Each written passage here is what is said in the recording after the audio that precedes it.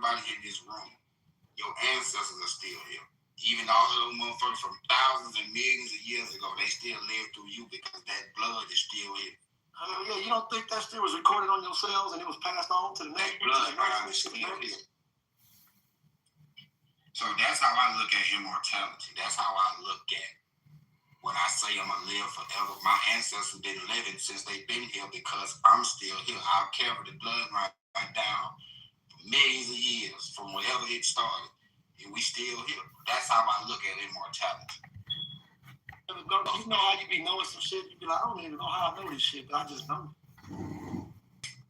Yeah, I mean, that's just like, shit, how can you explain how niggas know how to do shit and know shit and ain't nobody teach us? How we just know how to do the shit we know how to do? Who we learned it from? We didn't know this shit. It just come natural. See what I'm saying?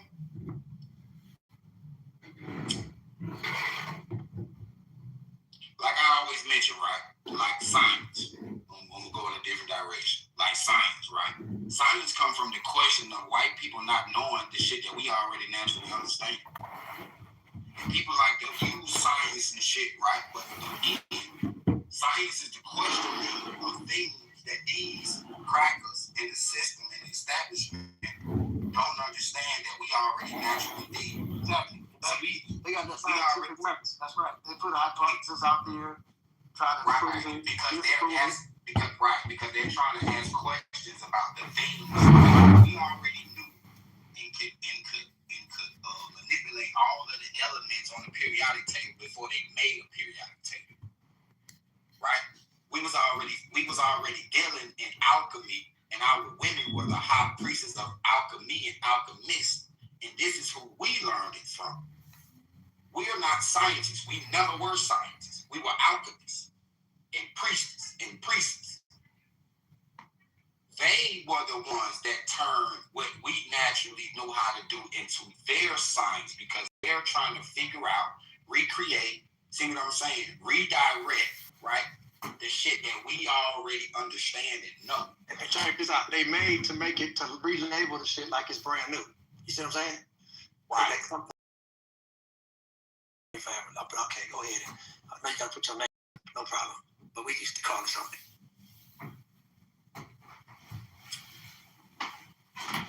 Just like, okay, prime example. Why isn't ether on the periodic table? They took ether off the periodic table after 1904. They took ether out of being one of the main elements like fire, water, earth, air, or ether, or the four elements. Ether was the fifth element that they took off. The ether is what is the unseen force or the unseen energy that powers up everything. Exactly. Go ahead. He talked how the Greeks started relabeling shit. You know what I'm saying? Sorry, Sweet. Real quick, this is in progress, and it's kind of important. I want y'all to hear this. The exposure report. This is Dr. Wesley speaking. It's live. It's live here. It's live, right? Yes. Okay, go ahead and play it. All right.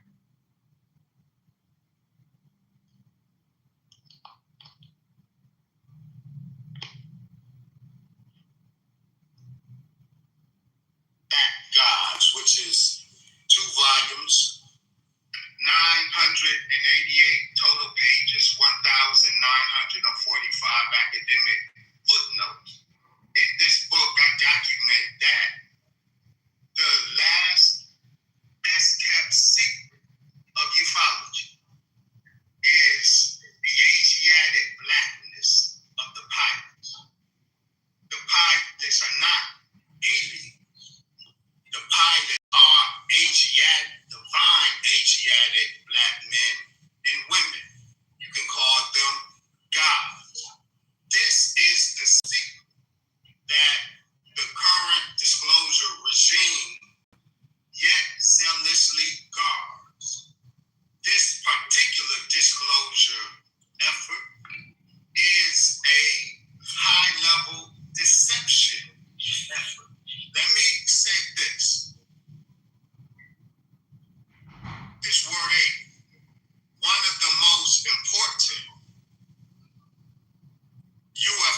encounter events occurred September 17, 1997. The same day, the most important close encounter of the third kind occurred September 17, 1985, when the Honorable Brother Minister Farrakhan was taken by one of these so-called UFOs, which we understand is a wheel, up to the mother wheel. But on that same day, 1997, the president of the Russian Republic of Crimea, President Kherson Yomazov, he had a very important, very documented encounter with the so-called aliens, and he said they were totally human, and they pushed back on him when the president tried to call them alien. He said, no, you people are alien.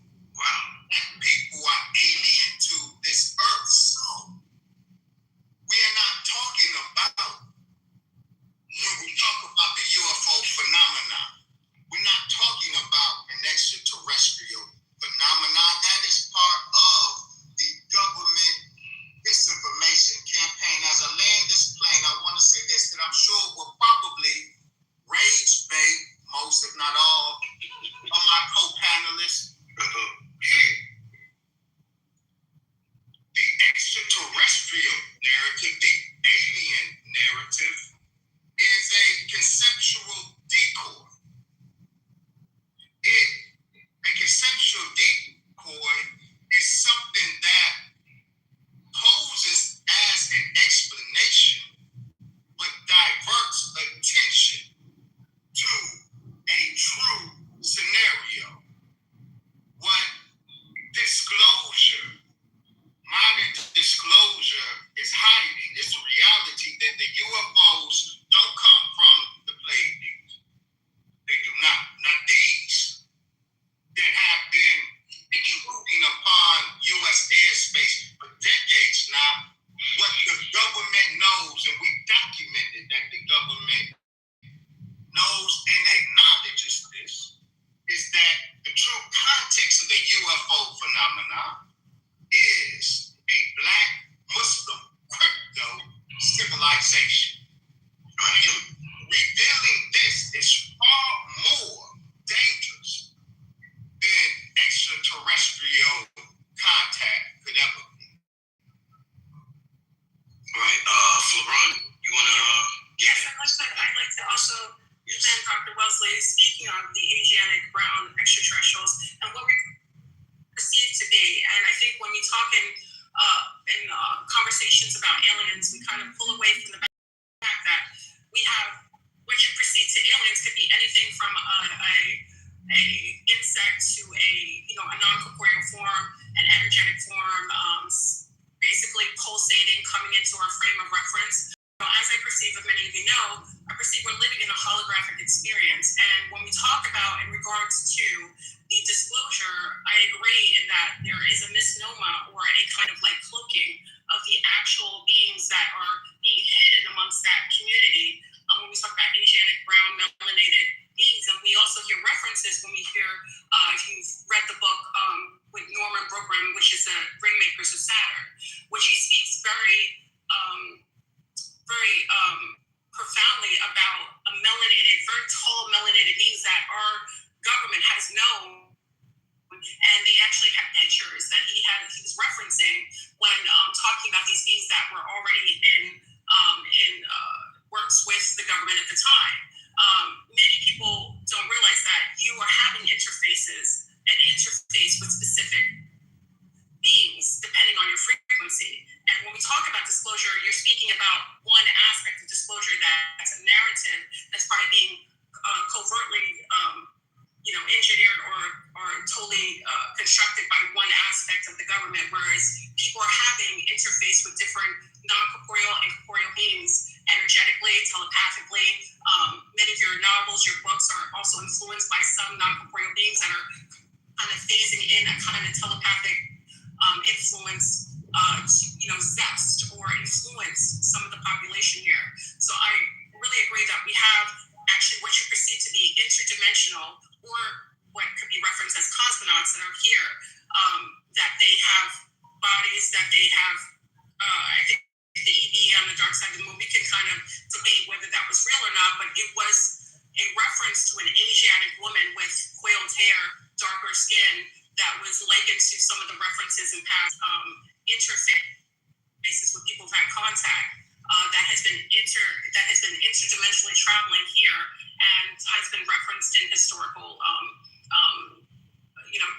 conversations. So I think there's a cloaking of that. I think there's a co-opting of the conversation about aliens, and I think there's only one narrative. Whereas I'm a contactee, I was under the tutelage of Dr. Delba Blair, and my references were to melanated women with coiled hair that had been interfacing with us and with many women. And I think the reason why they co-opted women, especially women of color, with religion is because that was a big group that was matching a frequency of certain interdimensional beings that was being contacted, previously. So in order to kind of take over that narrative, we kind of would use the language, Holy Spirit. A lot of the women use that when they may be in fact having contact or being zested or interfaced with beings that are non-corporeal, kind of phasing in telepathic messages, interfacing with that particular group. And we consider that, a lot of times it's reference to being religious or hearing the Holy Spirit, but really it's probably some form of interface or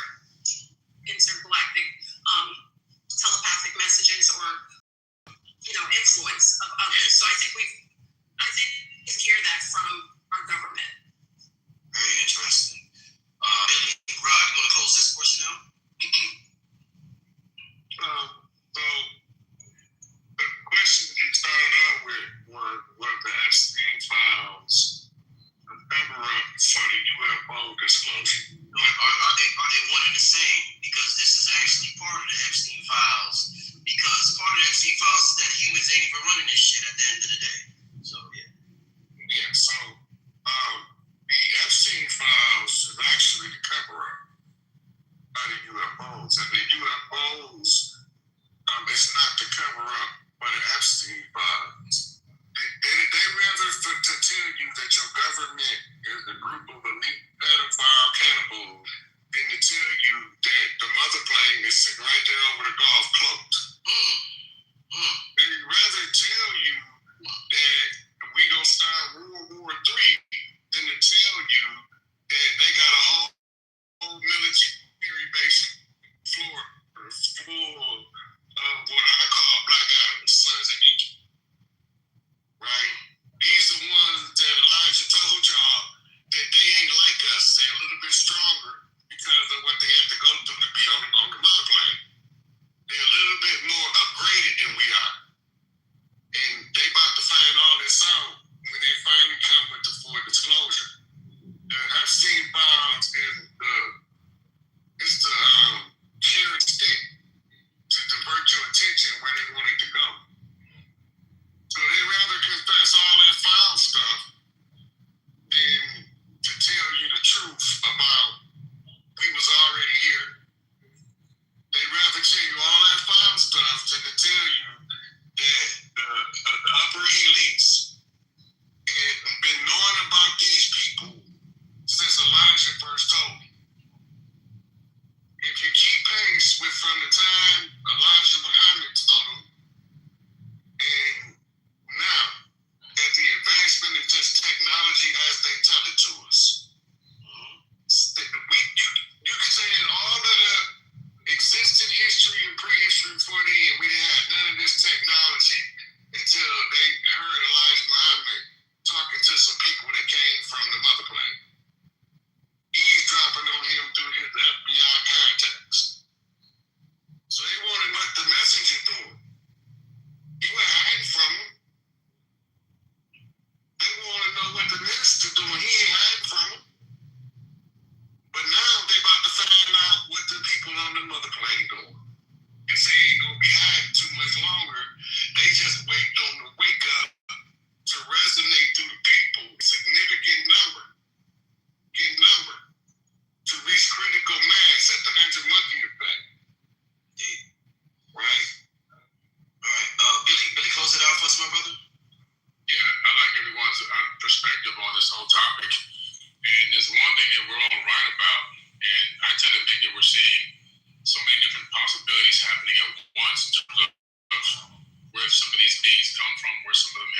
interdimensional, multidimensional, under the ocean,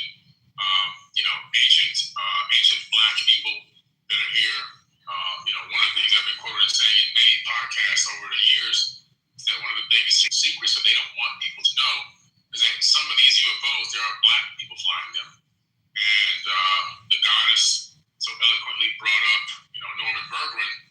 I think I might have been one of the first people years ago to post about it, not the first, but one of the, back in like 2012, I believe, to post him online where, in an interview that he was having, talking about black people stepping off of the UFO across the crater from where Apollo 11 was and looking and observing the actual moon landing. And that was just one of the things. Of course, you brought the rings of Saturn. Very expensive book to get your hands on it. It probably costs about $2,000 now. It was written by Norman Bergman. Now, his resume is down the street and around the corner. We're talking about a guy that's one of the original founder of NACA, one of the top aerospace scientists at the time in the world, had access to everything at top secret clearance.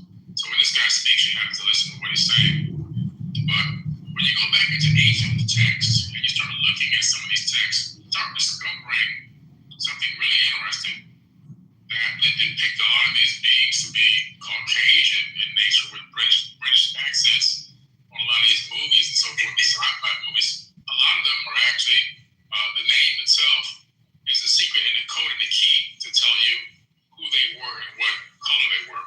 For example, Krishna. Krishna means the dark one. And that's in the Mahabharata and the Ramayana. So now we're talking about Indian texts representing black skin people. The Rama is also a dark man. And the reason why they're significant, this goes back over 2,500 years. And according to the text, they had access to the sky ships, the flying cities that they would fly in. Now, when you see a flying city, if a person has a limited knowledge of words, right?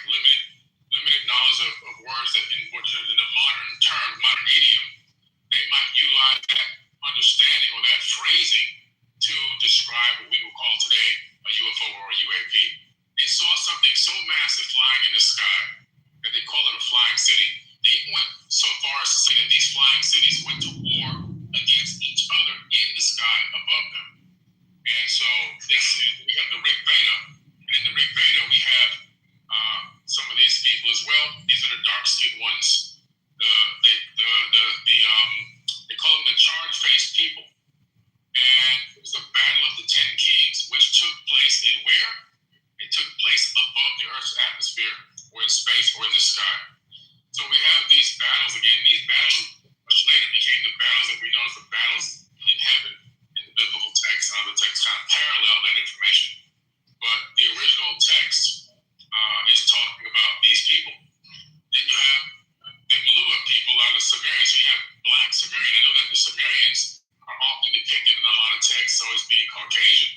But you have the Malua, and those were the black Anunnaki beings. So they had black Anunnakis as well. The thing about them is they had black skin or dark skin, but they also had, in some cases, blue eyes that shine bright as diamonds, and sometimes they even had blonde colored hair. If you look at the people of Melanesia, you'll see people darker than me with blue eyes like ice and blonde hair, just like any person walking out, a white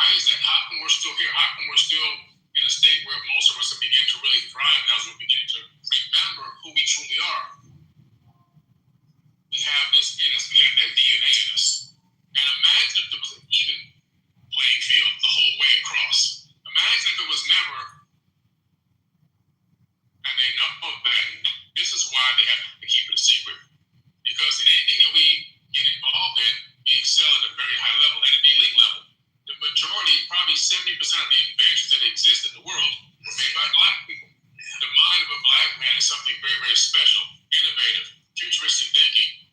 Everything from Wi-Fi, internet, GPS systems, AI, computers. I mean, the list is almost infinite.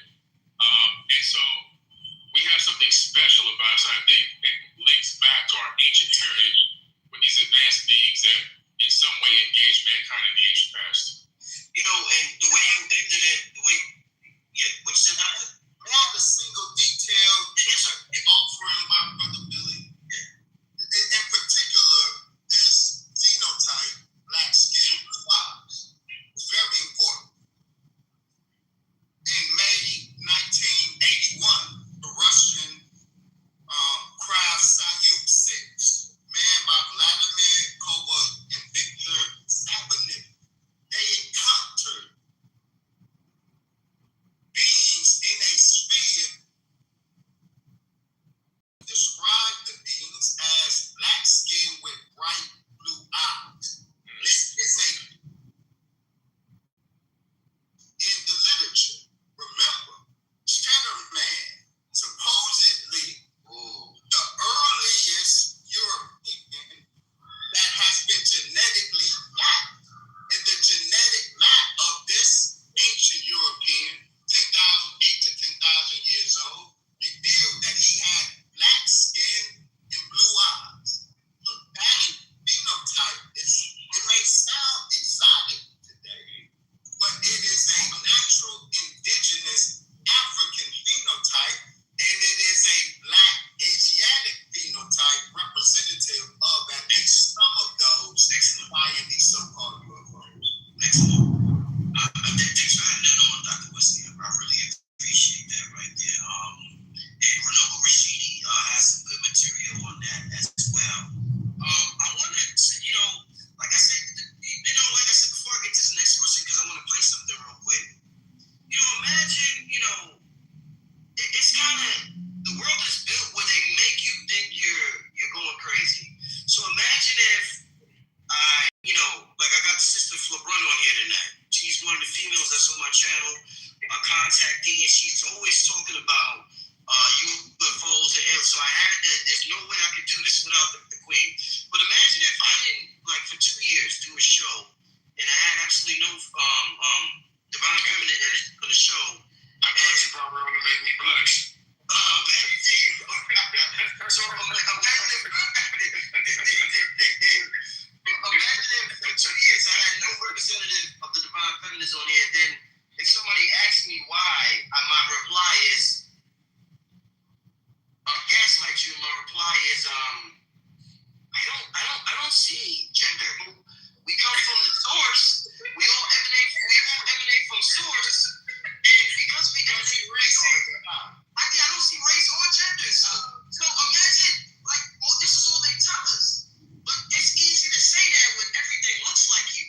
When everything looks like you, it's easy to say that. But I guarantee you, they came on my channel right now, they will say, oh, that's a black channel. Because it's all black. This is not a black channel, but they see black faces. So imagine how we feel. When we see all white faces, we think the same thing you would think when you see all black faces. So we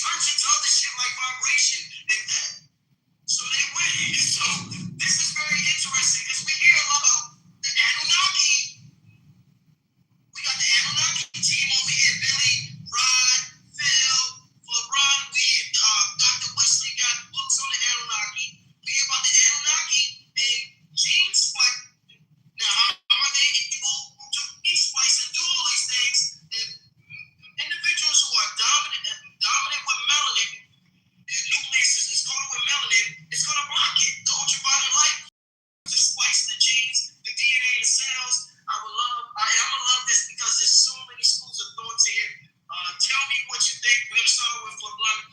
Tell me what you think about this video. We got Zachariah Stitcher. We got Most Honorable Elijah Muhammad. We got the Animal. We got so many things that deals with gene splicing and experimentation. LeBron, please start off for us, Mike. Well, my thing is gene manipulation. When we talk about gene manipulation, and we've spoken about this before, is that whenever you have a cell that's encapsulated with melanin, a high content of melanin. So someone wanted to speak. Anybody wanted to share in on what they're hearing so far, or do you guys want to go ahead and continue listening to this conversation? Nobody wants to speak. Continue. Right, so Bill, if you can hear me, go ahead and continue to talk. Alrighty. Into what we consider to be cloning. We had concepts of, and as it related to those who had high content of melanin that was encapsulated in the cells. And in the contacted community or the abducted community, this conversation has always been what melanated people are having levels of contact that tend to be a little more thin, less hostile, and others, what I call them loners or white people, are having sometimes forms of abuses, or forms of like having memories of being abduction scenarios. You don't hear this as much anymore. I've seen the lexicon change over the years, but part of this conversation about hybridization, replication, cloning has to do with the fact that I think that many of those who were the original beings, the original melanated beings that had a protected on them, it was harder for anyone to accept them. And in order to have some form of testing or manipulation, they would have to, like when I worked in a laboratory working on genetics, we would have to pull the melanin out of the mice. So a lot of times when you go into a laboratory, you don't see brown mice. You generally see white and black, rats, where we pull the melanin out for better research because it's harder to do when there's a high content of melanin. It's the same with hybridization, and I also think that's why we have a lot of organs being harvested rather than intercept or trying to manipulate the gene pool anymore. We see more people trying to put that gene inside of them, trying to replace parts of them with parts of us. This yield. That's a great side to yield. Yeah. In modern times, it's always highly suspect that they're taking our organs in. That's not good. They would take our organs. Be suspected of taking our organs. It just makes them highly suspect. And these killers, they say that they will stuff the organs with toilet paper, paper towels, old rags, and puff the body up and present it to the morgue, to the funeral directors in our neighborhoods. There are things going on with us that's not going on anywhere else. And we must stop the heinous hate crimes. But in Dr. West's character of some of the history about us, like you say, the interplanetary connections, and see, I even press you all of that. The adopter, that's more of who we are than anything that I've covered in history. I'm not saying I research Dr. Wesley Muhammad, but I say I have done adequate research on a lot of subjects. And that is, the research is us. What's wrong with us adapting to our own family value system? You say it's not just for Michael Jordan, Michael Tyson, and Michael Jackson. It's for everybody. Y'all think I'm extreme when I say every nigga's a star. I really mean that shit, but it's hard to catch on. It's hard to talk to you about things of that nature. They say I'm picking a racial position. But you see everybody else gravitating on the dominant value system. When the Chinese, he's teaching Taekwondo, Kung Fu, Jiu-Jitsu, and everything else. And you're the master martial art, but you just don't know yourself well enough to stand on that family value system. I'll land my plane there. That's a good place to settle down where everybody can see it and say, mama.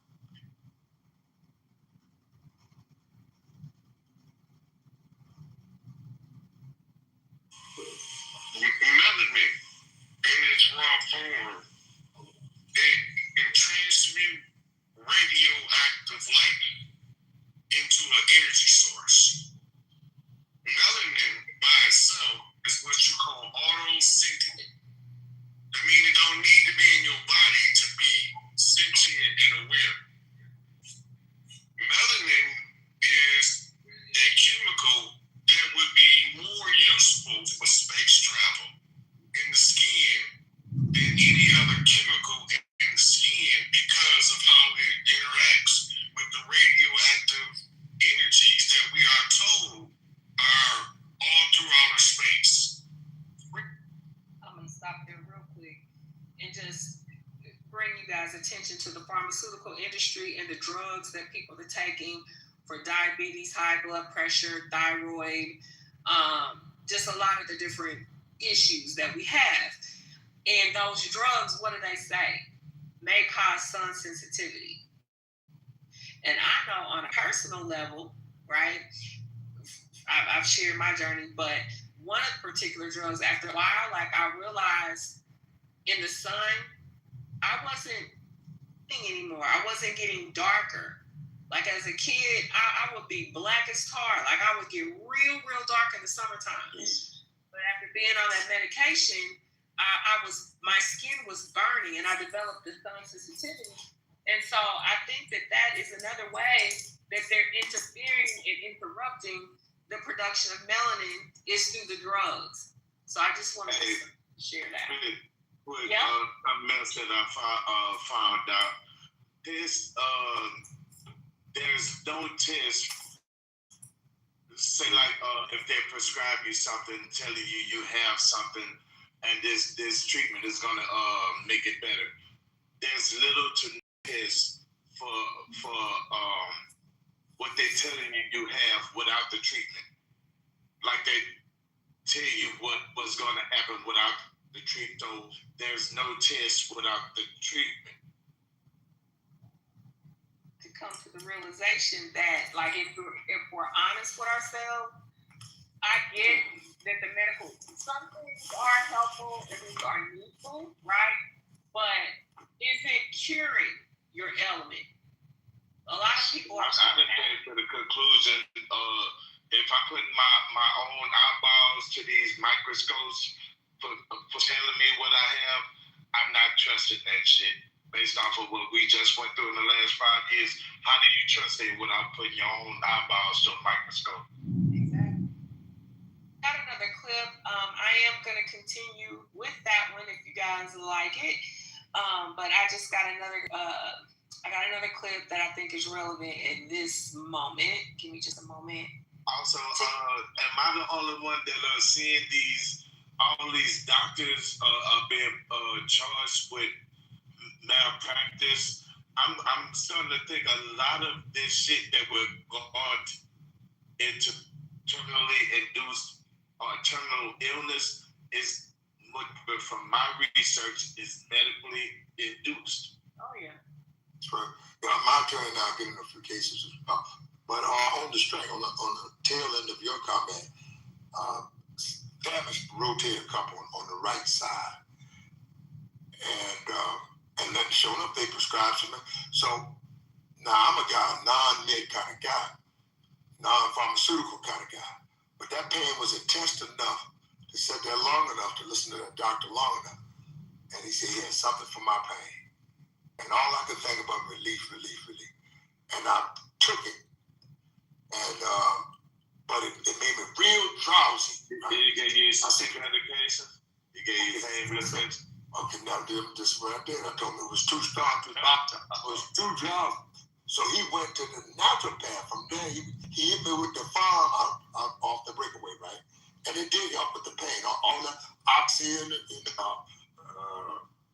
very one, Percocets and all that did. And people are rubbing these pharmacies for the high-end medicine.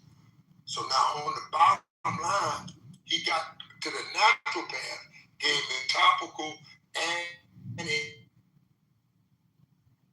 made me quite as drowsy. So I started out on pharmaceutical, keeping things, stop headaches and pain and all that. And it was too drowsy. And leveled off at a naturopath.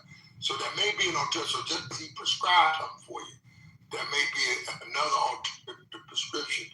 That was the point I was attempting to make. Steve, I just want to make sure that we are focused on. We're focused on the to melanin, right? Drugs with sun sensitivity. So if you're taking any medications, kind of pay attention to your reaction to this. All right, I'm gonna go ahead and play this on a clip, and we'll get back to it. Hold on. Well, do you remember the name of the med that could affect your melanin that you said made you darker or lighter? Oh, so July 21st, 2015, a private. Yeah, the first drug I took was called Lodine, and that's the one that caused kidney failure. And then the other one was Celebrex, and that caused pulmonary edema. And then I was taking hydrochloroquine, and I had to get my eyes checked every 3 months because it throws a residue behind the retina of your eye, and it could cause blindness. But it was either Lodine. I think it may have been the Lodine. Ain't no telling. But even steroids. I think if we read the fine print in a lot of these medications, they do say, stay out of the sun. Stay out of the sun. So immune manipulators or immune suppressors. Just think of what all that does to your entire. It's killing your immune system. What else follows? Yeah, but think about, again, just with what we're talking about here with the genetic manipulation and melanin, and as it relates to original beings and things like that, and what eugenics have known. They've been knowing about. They've been knowing who was driving the UAP. They know.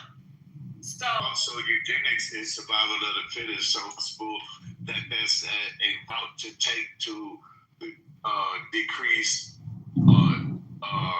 pretty much go after the people that they really want to go after covertly. You have high blood pressure, but if you're not reading my content, people really might not have high blood pressure. Right. By whose metrics, right? Exactly. There you go. Now you gotta look at every metric there is out there. If they tell you your white blood cell levels are too high, your white blood cell levels are healing you. So why are you trying to decrease them? And I like to say it, if you look at the natural, that a lot of these medicines are now synthetic, but started out from these natural herbs. Mother Nature has a cure for everything. And a lot of things that we are taking synthetically, there are natural herbs that will actually do the work of this medication, as well as ensure that we don't have any of those side effects. So just start looking, what are the natural herb equivalents to all the things that they're trying to feed us? The only thing that I don't really touch are folks who have a blood giant, the elderly and those who have centers.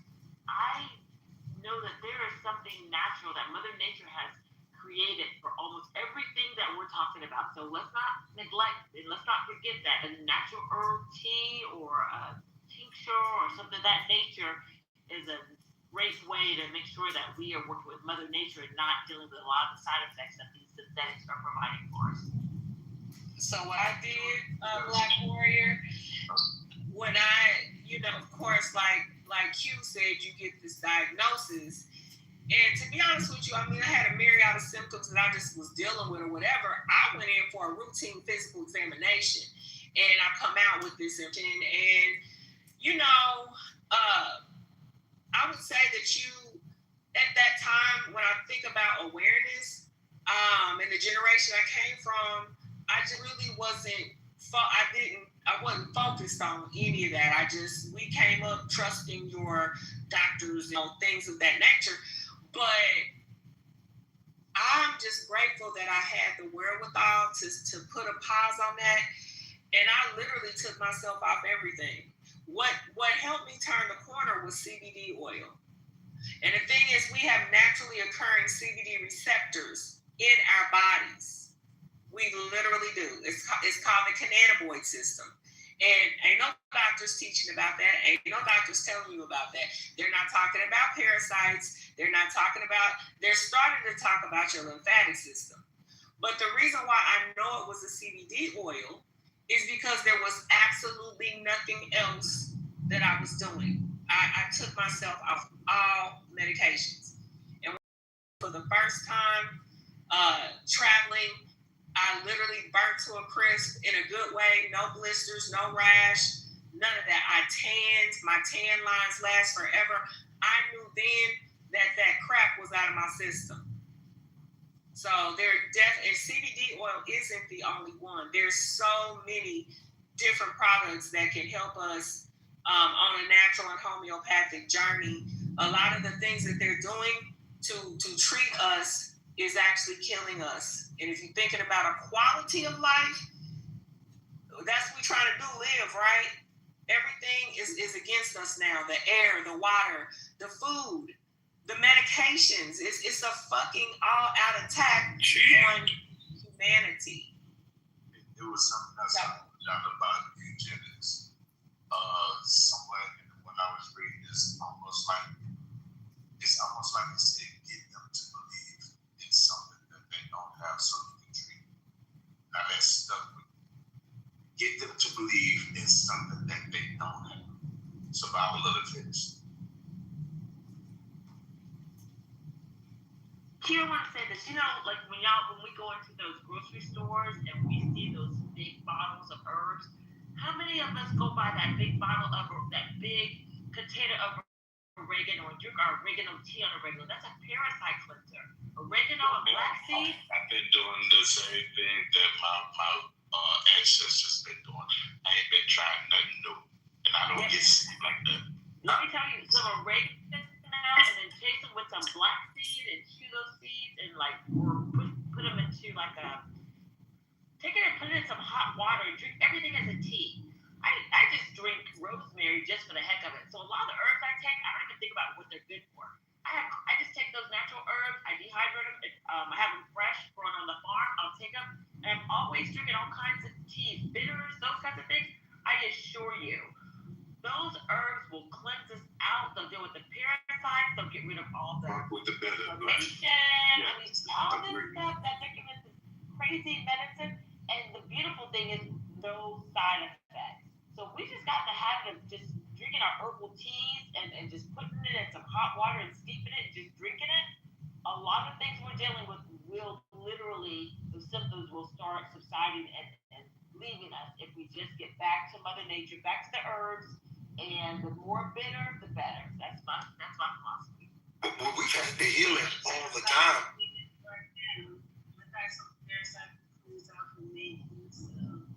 It has everything that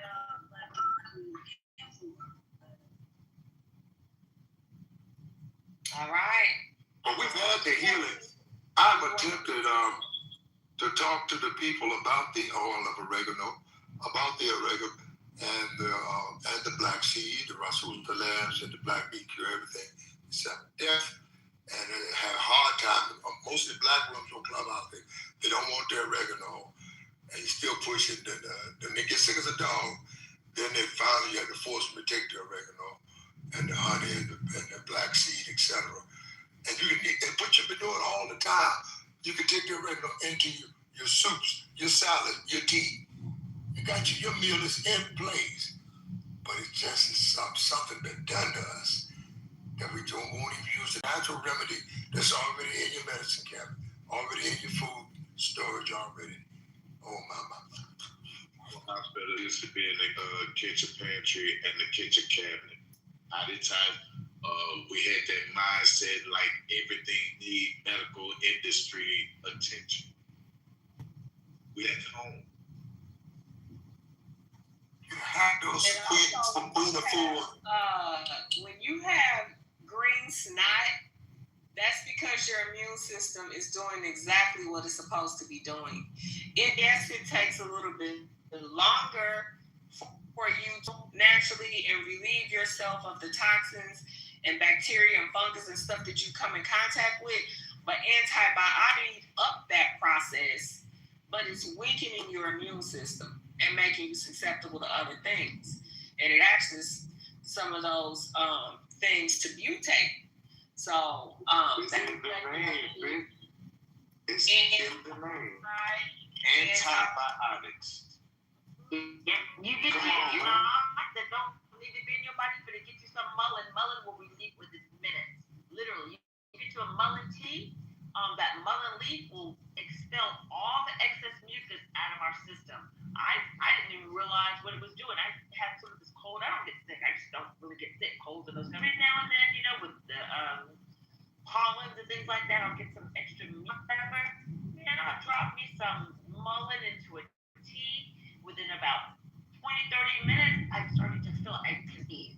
And it just expels it out of our system. So I'm telling you, there's stuff for us all the time that's good for our system. It's funny things, people are dying on the line when they a lot of times have what they need growing right around us. We need to really start looking at Mother Nature and say, what is growing around me? Dandelion root and growing things like these, and it's now coming into springtime. So many different herbs are coming up that are good for us that we need right now. And so, knowing what's growing up around us seasonally and taking that is what is going to be our healing. We are people who are tied to the land. Things we need to do. We need to make sure we're grounded with our shoes off and putting our feet in the ground or in the soil and on the grass. And the other thing is taking use of the herbs and things that are around us. Those herbs are not just coming up for no reason. They're coming up because they're for our healing. And we need to connect with Mother Nature, because I assure you, Mother Nature is going to take care of us. And I'm Hey, Flawless, go ahead. After you. Are you good? Oh, I appreciate it. It's two things we spoke about that I too can bear witness, and that is I had some nerve damage, sciatic nerve damage at that, and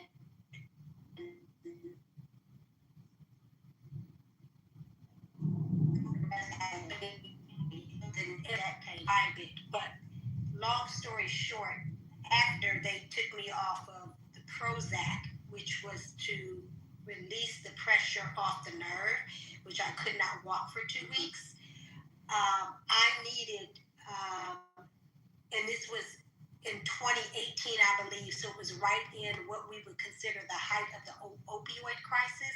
So you want to tell me how much pain you can acknowledge that I'm in while telling me you can't give me any pain meds. I would just tell you again that experience was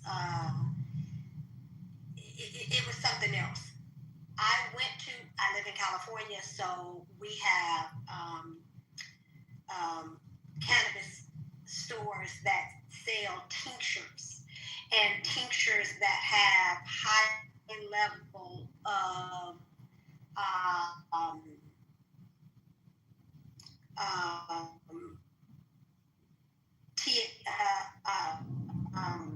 not the THC, but the other one, CBD, yes, a very low level of THC, because the THC activates the CBD.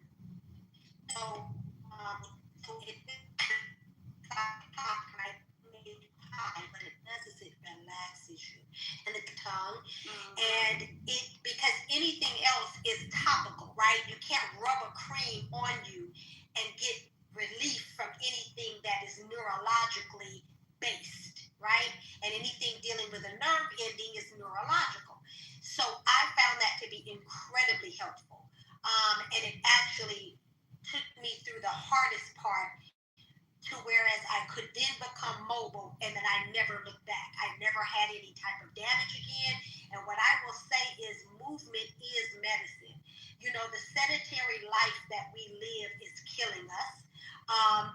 You have to be active, especially as you get older. I find the more active that I am, the less aches and pains that I have. That's just my own testimony. Some people think going to the gym, getting 30 minutes in a day, that you're active, and I would challenge that. But listen, the second thing that you said, most recently, I went to Turks for New Year's. I don't know why, out of the blue, I was sick as a dog. And I think it was because I got like some type of germ from the grands. because they had horrific coughs around Christmas time, and I was around them, right? So when I was in Turks, they gave me some kind of cough medicine that ended up helping. But my aunt told me just what you said, and she gave me a homeopathic, and it's in my PTR, and that's mullein. And I don't know if that's how you pronounce it or not, but I got it from the health food store, and it's a cough syrup, but it's a homeopathic cough syrup, right? It's not like your NyQuils and those. And let me tell you, the reason that made me want to speak is just how effective that is for getting rid of mucus. When I got home after taking that in Turks, I still had lingering. You know what I mean? How you have the little lingering cough thing and everything going on. That mullein, and they have some tincture as well in that same in the mullein, but I got the cough syrup, cleared it straight up, gone in a couple of days. Very effective. So yeah, I keep this on deck now because it's just incredibly effective. I'm done. I'm gonna tell you, I grow a 250-foot long row of mullein every year. I take the leaves and I dehydrate them and put it in my herbal tea. And then at the top of the mullein is like a flower pod, and you let that flower pod go to seeds, and then you crush the seeds or let those pods dry out, and then you crush the pods and get the seeds out. And so literally, I plant a lot of mullein because a lot of the herbal medicines and things that I use have mullein in it, and it's just phenomenal. You'll feel it, to feel it actually, to breathe and not have that mucus build up and the rattle and all of that. It's a real thing. So there's a lot that grows around. It's not just if you knew what it was, it looks like a little hairy, velvety looking leaf. And a lot of us, it's just growing around us. We just don't know what it is. So I say, take the time. Use this app called, I use an app called Picture This. And I go around, I look at everything growing on my farm, and I'm like, what is this? And 9 times out of 10, it's something that is an indigenous ancestral herb. And I just take them, I dehydrate them. I have what's called apothecary. So I use these mylar bags, and I sort of take all the air out, or either I'll put them into a glass jar or whatever. And I'm always collecting these herbs because it turns out, and many of you may or may not know about something called a muscadine. Muscadine is an American grape grown in the southeast of the United States of America. It's only grown in America.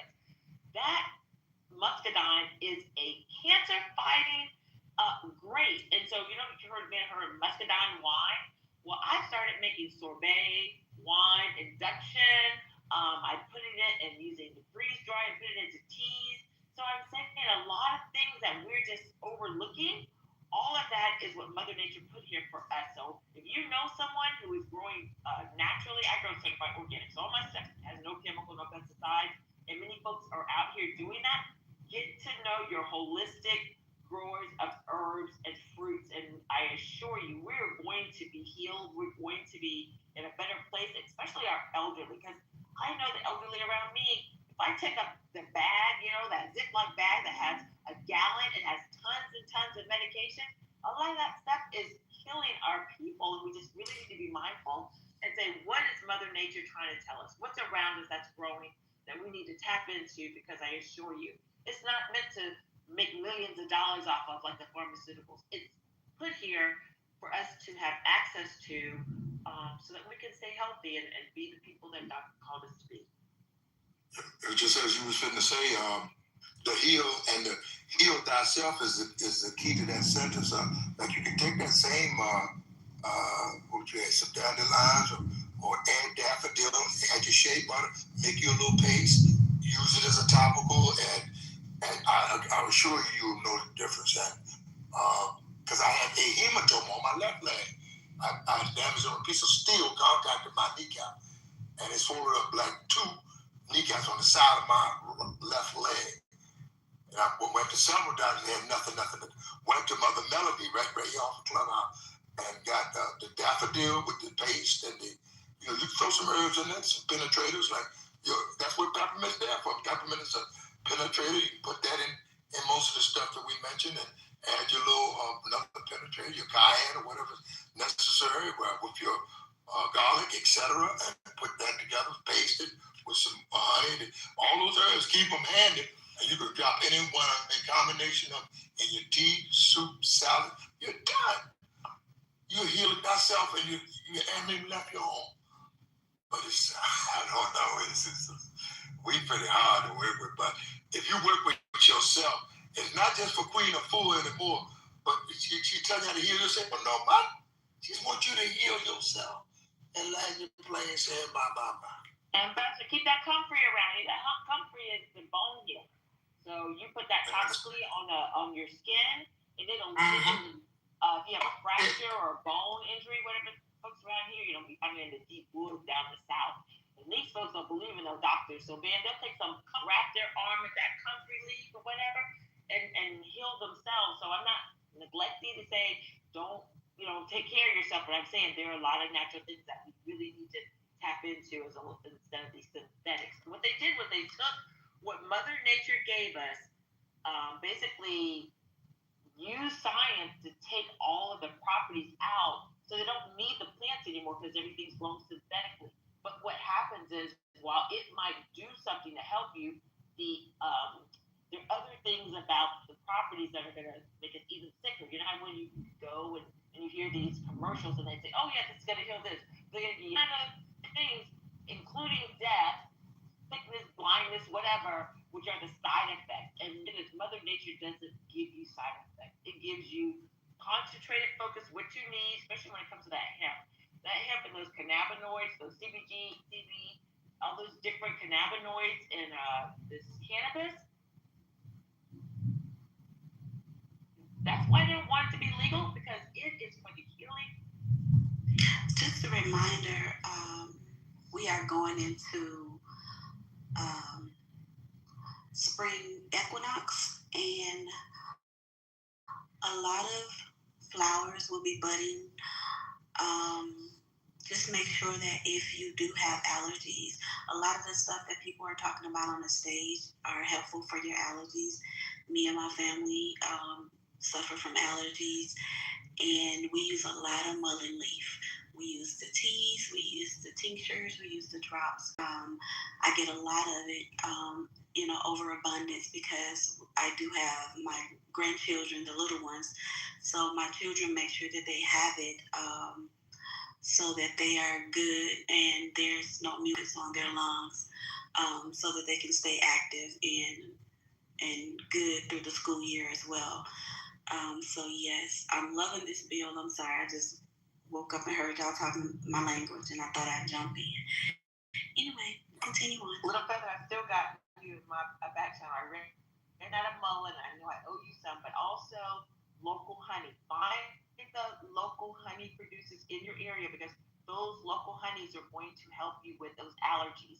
So you definitely, honey's good, but local honey is better, because it's going to basically accumulate all the different pollens and things of your area. And it's almost like when you take we call those shots, those not vaccine.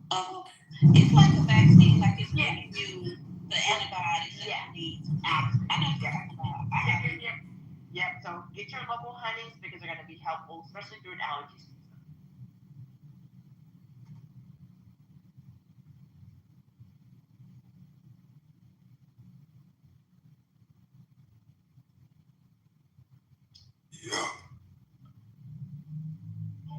Yeah, make sure y'all detoxing too, because there's still some stuff in this air.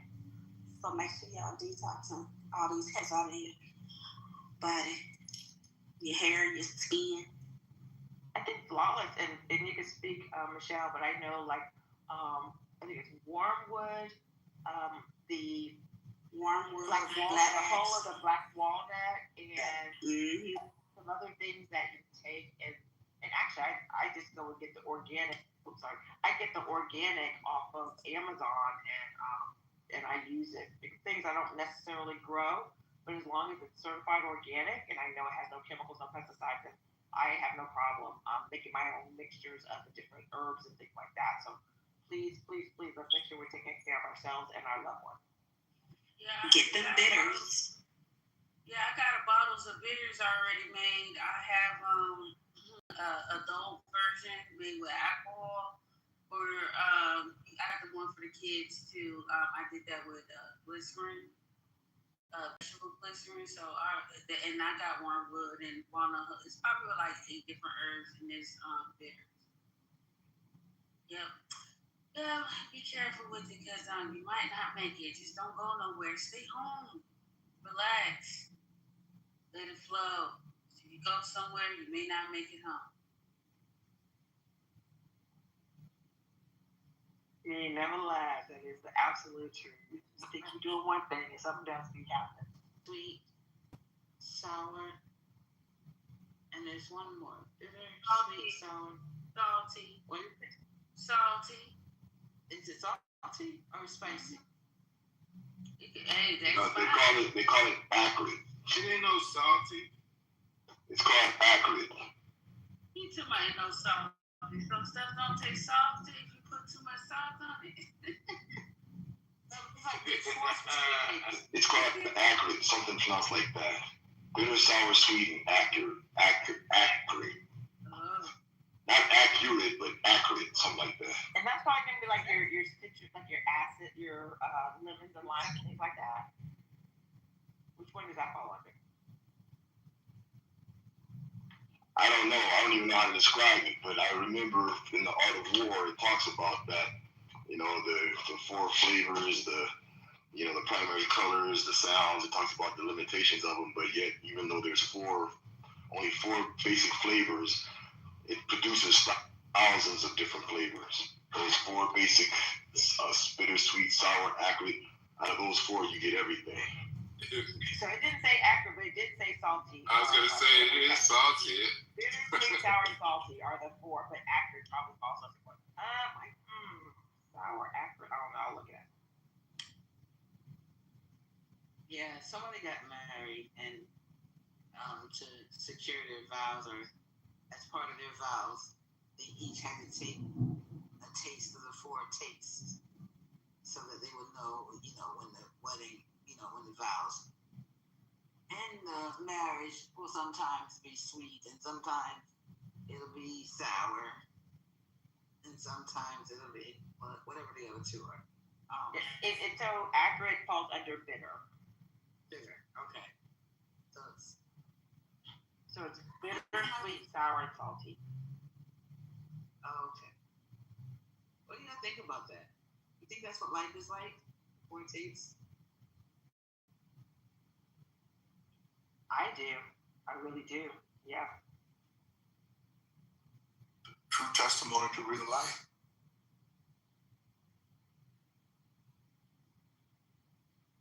Yeah.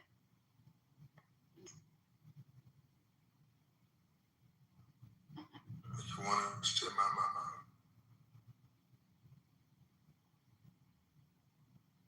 And isn't it amazing how many colors you can get out of the 3 primary colors, red, yellow, and blue? From those colors, everything else comes.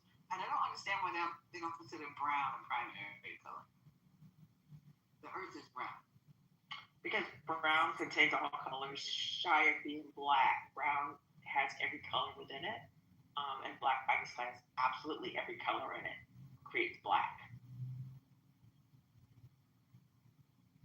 Primary colors are colors that you don't necessarily get by mixing other colors, but you get other colors by mixing them. They're the most fundamental, or I guess, basic colors. Right.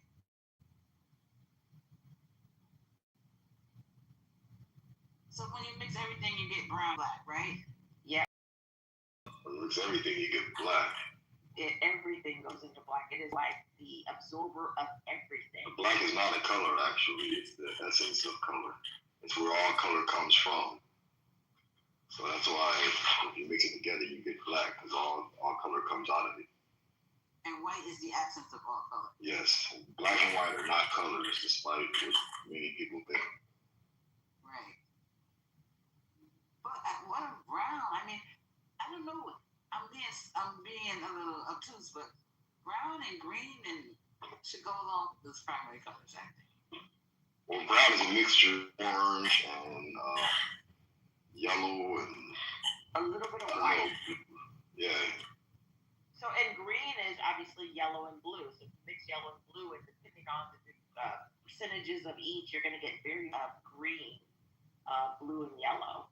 So, you start mixing these colors, and you find that you get the right combination. You're going to get some of the most amazing colors, and Mother Nature does it so beautifully naturally, which is what I about even herbs and flowers, the natural flowers that we grow. We take those, and I'll tell you, this is the one that's most exciting to me is the black walnut. The black walnut has a natural dye. When I work with my walnuts, I have to use gloves because it'll literally turn my hands brown. So instead of using a stain on my woods when I make like my pole barn and things like that, we just take the walnut and we soak it in water, basically put it on the wood and it stains the wood. So there are so many things in nature that create colors. Your indigos, a lot of your reds, your gets you the kind of those reds and those oranges and many of the other things. So while we look at things in nature, those are the same colors that are the dyes that our ancestors used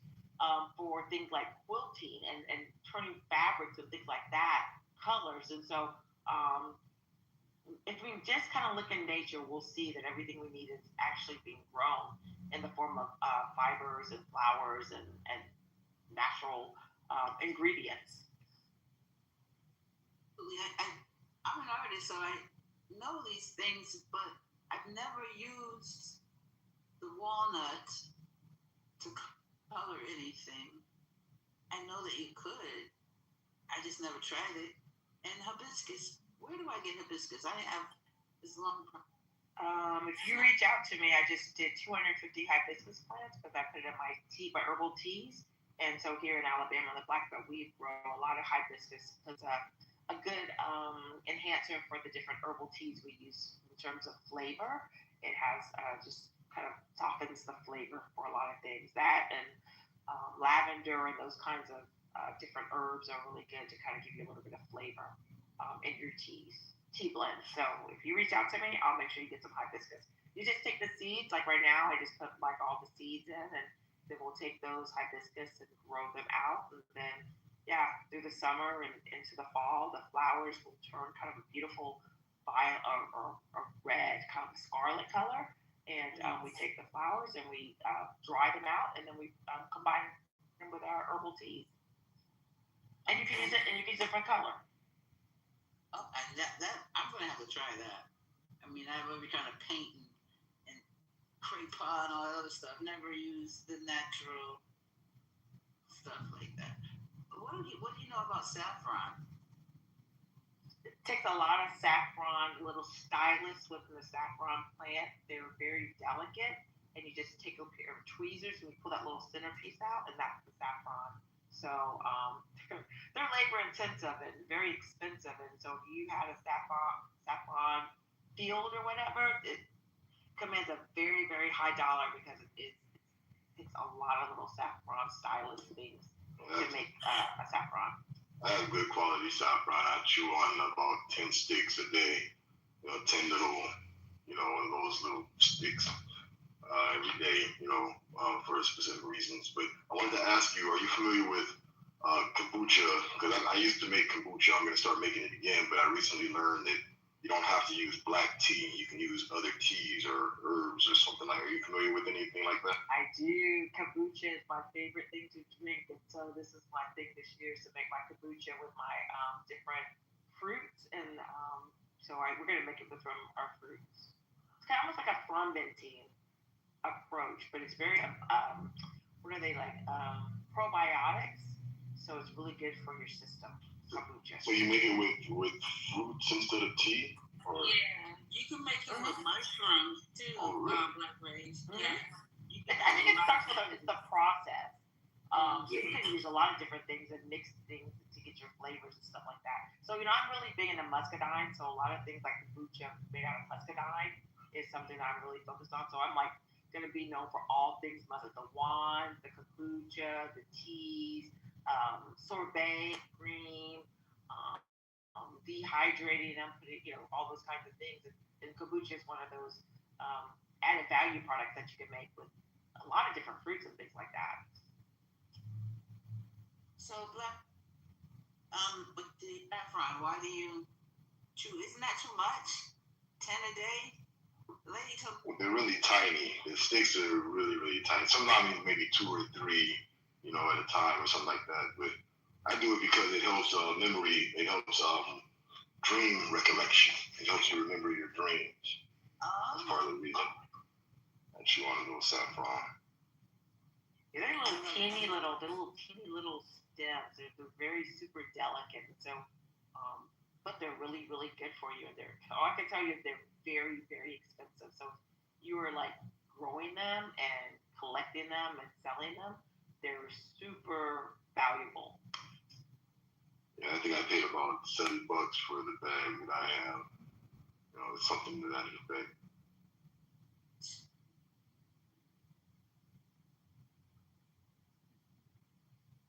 Oh, it's good for memory too.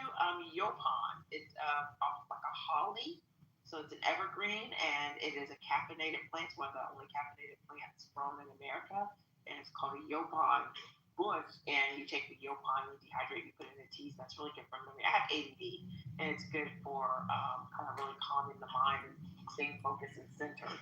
So if you're getting a good Yopan tea, it's good for you as well for memory. Lion's mane mushroom. Lion's mane mushroom. It's good for the neurons and neuromelanin in your brain. And it's a couple of rabbits, but it's lion's mane mushroom. You can mix it with some coconut. And ayahuasca and cocaine. I've seen people that were suffering from dementia backtrack, like they don't go into that super dementia by doing a regimen of coconut oil, lion's mane, mushroom. It's a fish oil too. If you want to. I always stay on fish oil. Yeah, that's that omega-3, right? Mm-hmm. Omega. Yeah. Yeah. It's like a brain food. It has DHA in it. I tell every mom that's like breastfeeding, it's it's good to take a herbal type of brain food, especially if you're nursing.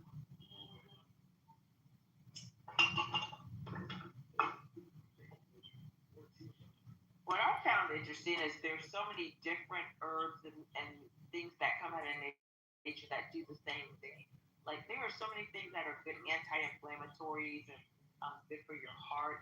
I grow so a lot of things that I have grow automatically on my farm. They were here when I got here, like that elderberry and also goldenrod. Goldenrod is really good for your bladder and your kidney. So I just started harvesting it in season and collecting it and dehydrating it and then holding on to it and putting it in different teas. So there's a lot of things around us. I can't stress that enough that are going to help us, heal us, and keep us. They're actually going to save our lives in a lot of cases as we get off of these synthetic medicines. Yeah, I've been doing that with rabbit tobacco. Yeah, I have some seeds, and I said this year I'm going to try that, and also some natural cotton, because a lot of times that cotton has a lot of chemicals and things on it.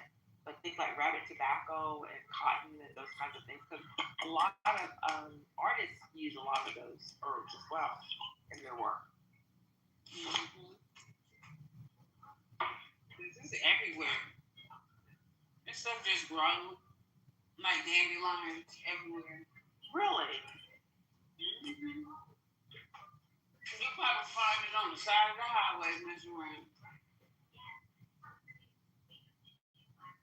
My grandma used to smoke. My great grandmother used to smoke it. Yeah, that I think it's called wild celery is another one. That has a little bit of a psychedelic effect, but that thing on wild celery is good for you too. Well, I was about to say, you know, you can take some acorns and make bread and pancakes and cookies from acorns. You were saying that I haven't looked at those acorns the same since. I was like, I need to pick these up. Yeah, you gotta make sure they don't have holes in them because those are the worms that be in there. And if they float, they're not no good. So what do you crush them and take the center out or what? I soak them for a couple of days, like you do peanuts if you got to make you some milk. Yep, and put that thing in the Ninja and grind it on up and make you some flour. Like, man, I've seen all types of flour. You ever heard of tiger nut flour? Tiger nut? I've never heard of it. I make some good brownies with those.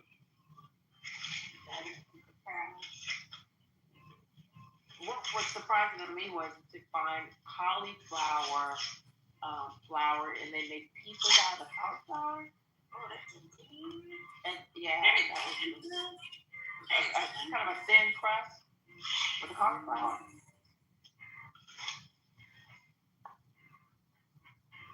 Because the stuff.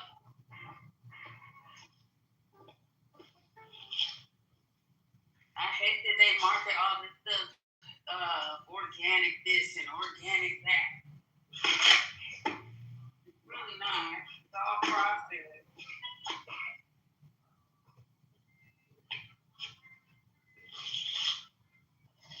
Yeah, they use that liquid. So this is the way I look at it, because I grow commercially. So for me, I'm getting my certification. They're going to come and do my inspection on the 2nd of April, and they're going to come out and see my process and see kind of how we, farm or whatever. I only use it because it allows me to command a higher price on the commercial market. But otherwise, most of the farmers here in Alabama that I work with, they grow naturally. This is the same thing as organic. They don't use any chemicals or pesticides. They use a lot of compost and a lot of manures and things like that. But the food, and that's all organic is. It's just not using chemicals and things like that. Yeah. So you don't really need to label. I think they just do it because the government is giving you more money. They charge me like $4,000 a year just to get certified every year to be organic. So it has to make sense financially to even go through the process. But considering I can charge a higher price when I sell to grocery stores and things like that, then that's the reason why I keep it. But otherwise, I just grow naturally and forget the label because it's not necessary, like you're saying. Especially when you know where your food is coming from. Man, look at here. I can't wait. I got some trees I gotta get cut down. Once I get the trees, that's when I get to go. We're gonna goat, chicken, and lots of vegetables and fruit. Anybody in here know how to put down a giant tree? Y'all got a tree service in here? Where are you? South Carolina?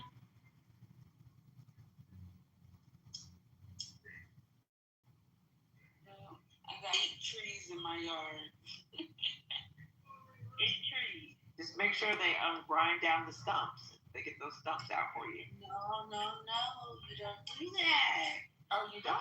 Why? That's how your turkey tail mushroom grows.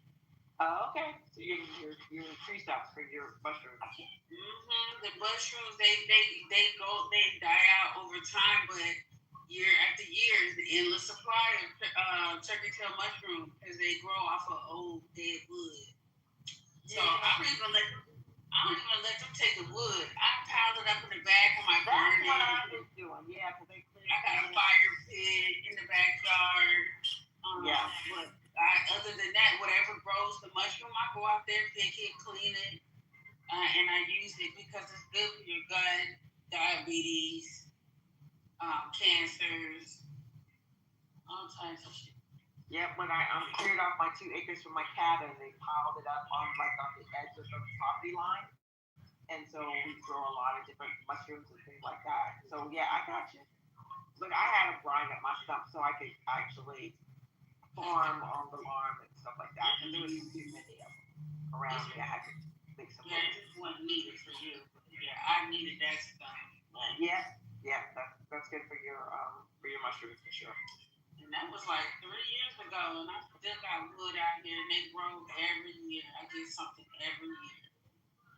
And it wasn't like that at first. I ended up going in my grandfather's on his land. He got over 100 acres out there in Georgia.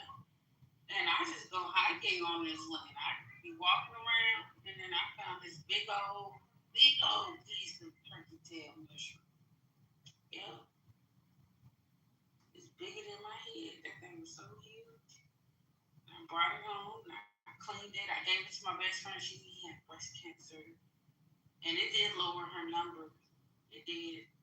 She didn't die from cancer. She died from a heart attack. And I think that was her getting back on the medication, stressed out, expander popped in her chest, all types of I think that turkey tail is good for all of those types of things.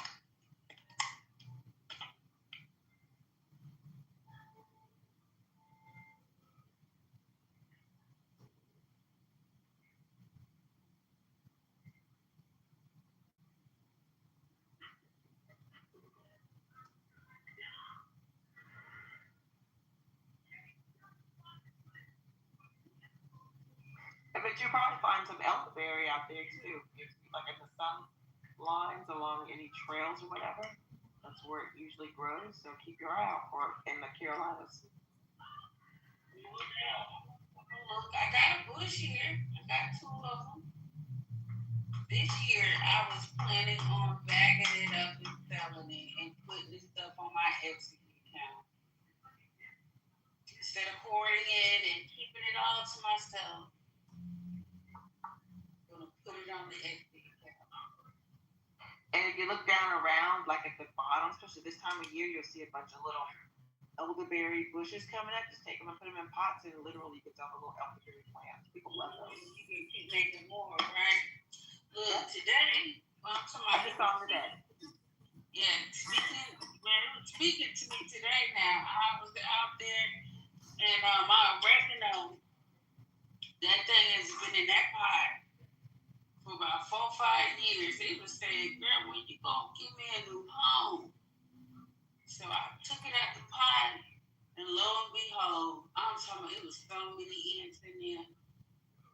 Yeah, take it and break it apart, kind of down by the roots, and make you about 6 or 7 other, and they'll just start continuing to bush out. So what I didn't realize is by not like breaking them apart and trimming them back, that they will grow and get really bushy if you do that. So they want to be broken apart. Oh, yeah. So, yeah. They want to be loved on. You gotta do that.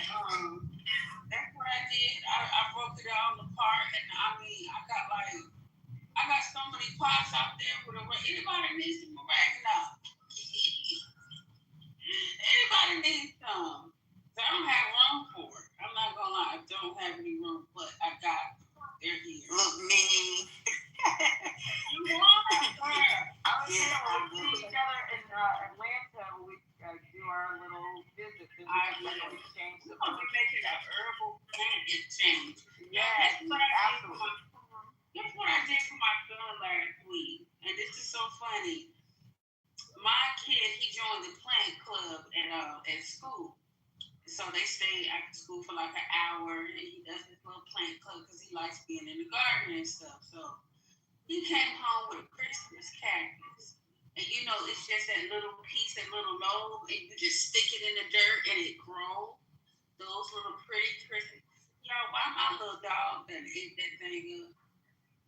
So I felt bad. So I ordered him a new one, and there's nowhere you can find it. So I ordered it off of Lowe's.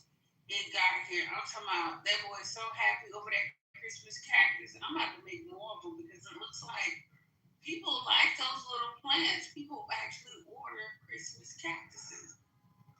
And they're really pretty.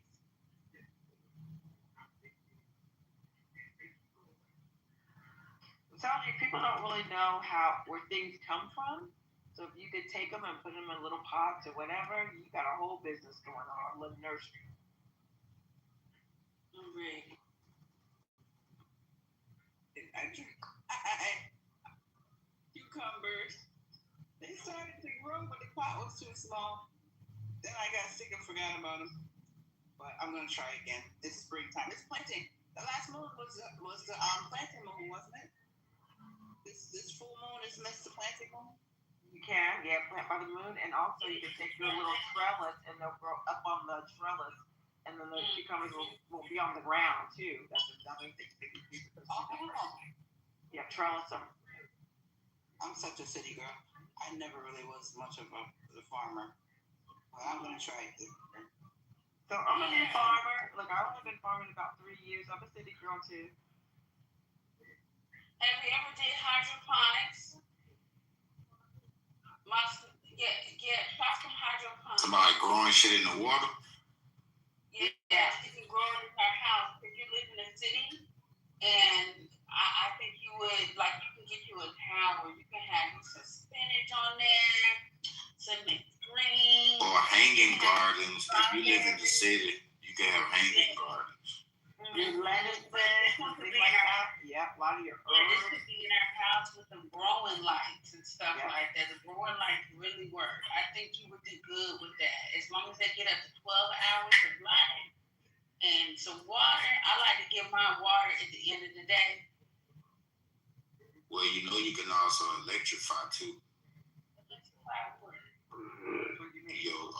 Your crops to make them bigger, make them grow faster, make them yield. You mean like with copper? Yeah, you know, like using the copper rods to marijuana. Yeah, you can do. I seen people do it with pumpkin, squash, tomatoes. Yeah, it works. Tell you, hey Red. You can put crystals in the soil too. Oh yeah. I do a big tomato garden every year. I be having so many tomatoes. I be giving that shit away. Give it away. Tomatoes. Yeah, that's what my granddaddy do. I told y'all he be growing shit down there on the farm, and he be bringing my mama back, you know, vegetable tomatoes and peppers and, you know, cucumbers and shit. He be growing with. He be giving a lot of that shit to the church and them people down there. And we would just, and like I said, I was just having this conversation with him like last week, because now my mama done started having like, you know, my granddad getting old, and then we done started eating the third Sunday at his house, having dinner at his house on the third Sunday of the month.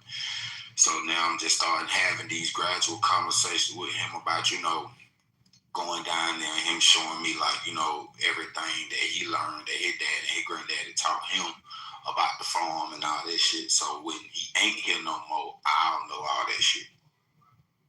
Take your recorder. I tell everybody I have a couple farmers. Every week I sit down with them. They give me all those tips, all those different practices, and I just sit with my recorder, record all this good information. I can't remember it, but I'll be able to catalog it and you know, pass it forward. So just a little tip. That's so important.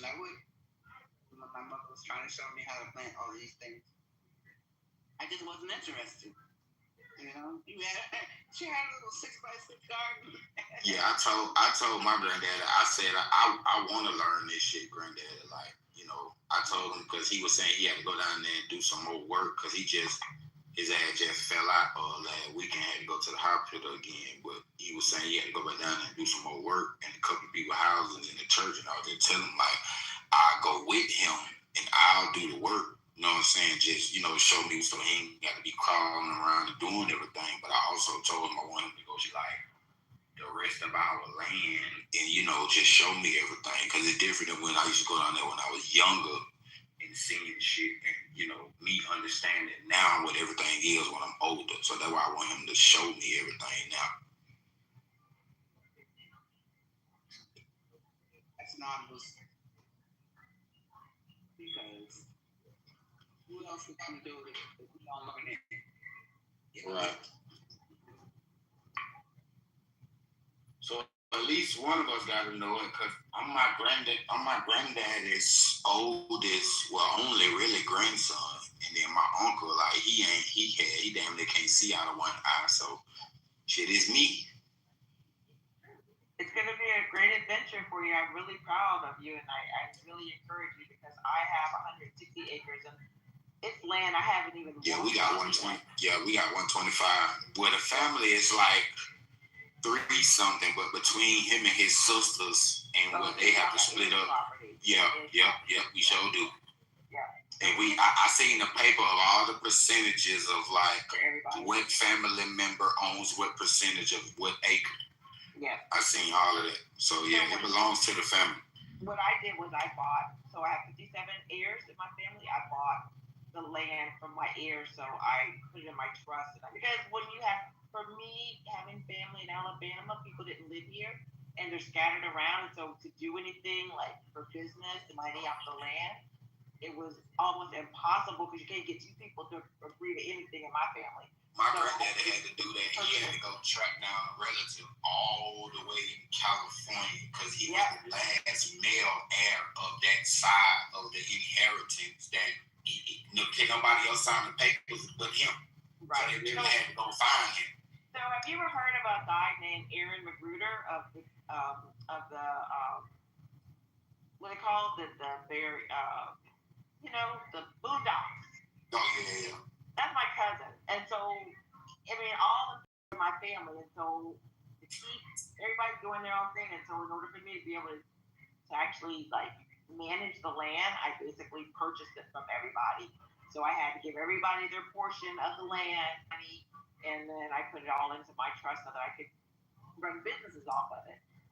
And then, of course, they'll be able to come and visit and all that stuff. But I wanted to make sure that I could manage it with the forest and the wetlands and things like that. Preserve it, just really preserve it.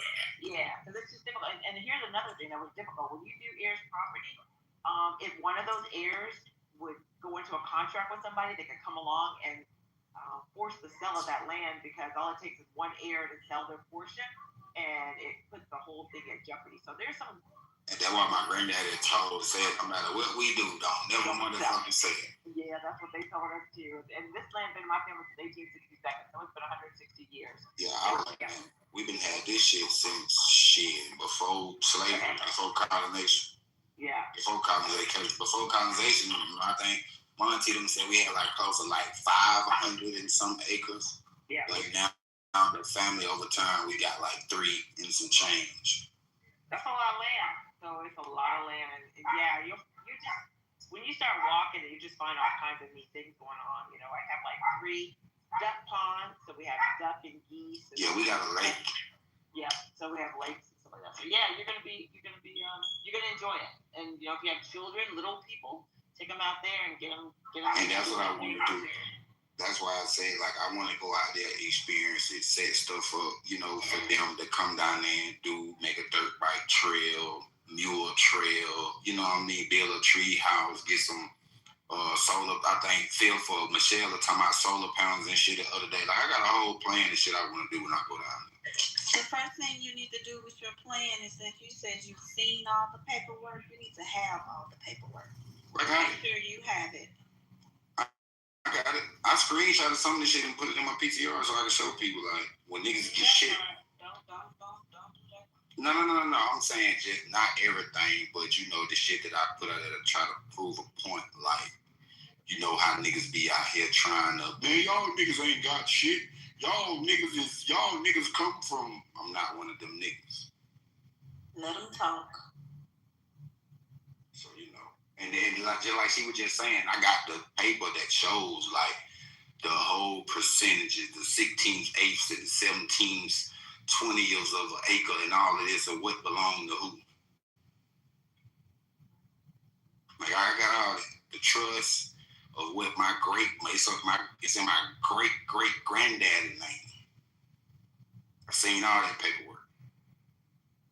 Yeah, it's and you know what? I'm gonna tell you, there is nothing for me. There is nothing probably more important, more valuable than that paperwork that you're talking about, and then those stories and the history. So a lot of oral stories that are told, you'll be able to track back through the court documents, go to your county courthouse, and you could track back a lot of that documentation beyond just the deeds and those kinds of things.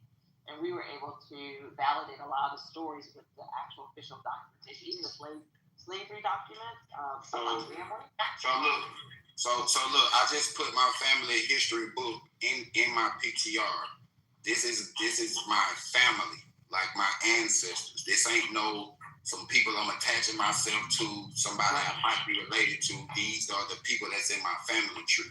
Yeah. This is my family history book that was given. My granddaddy gave my mom this book when we buried my great grandmama in our family cemetery, like early last year, January.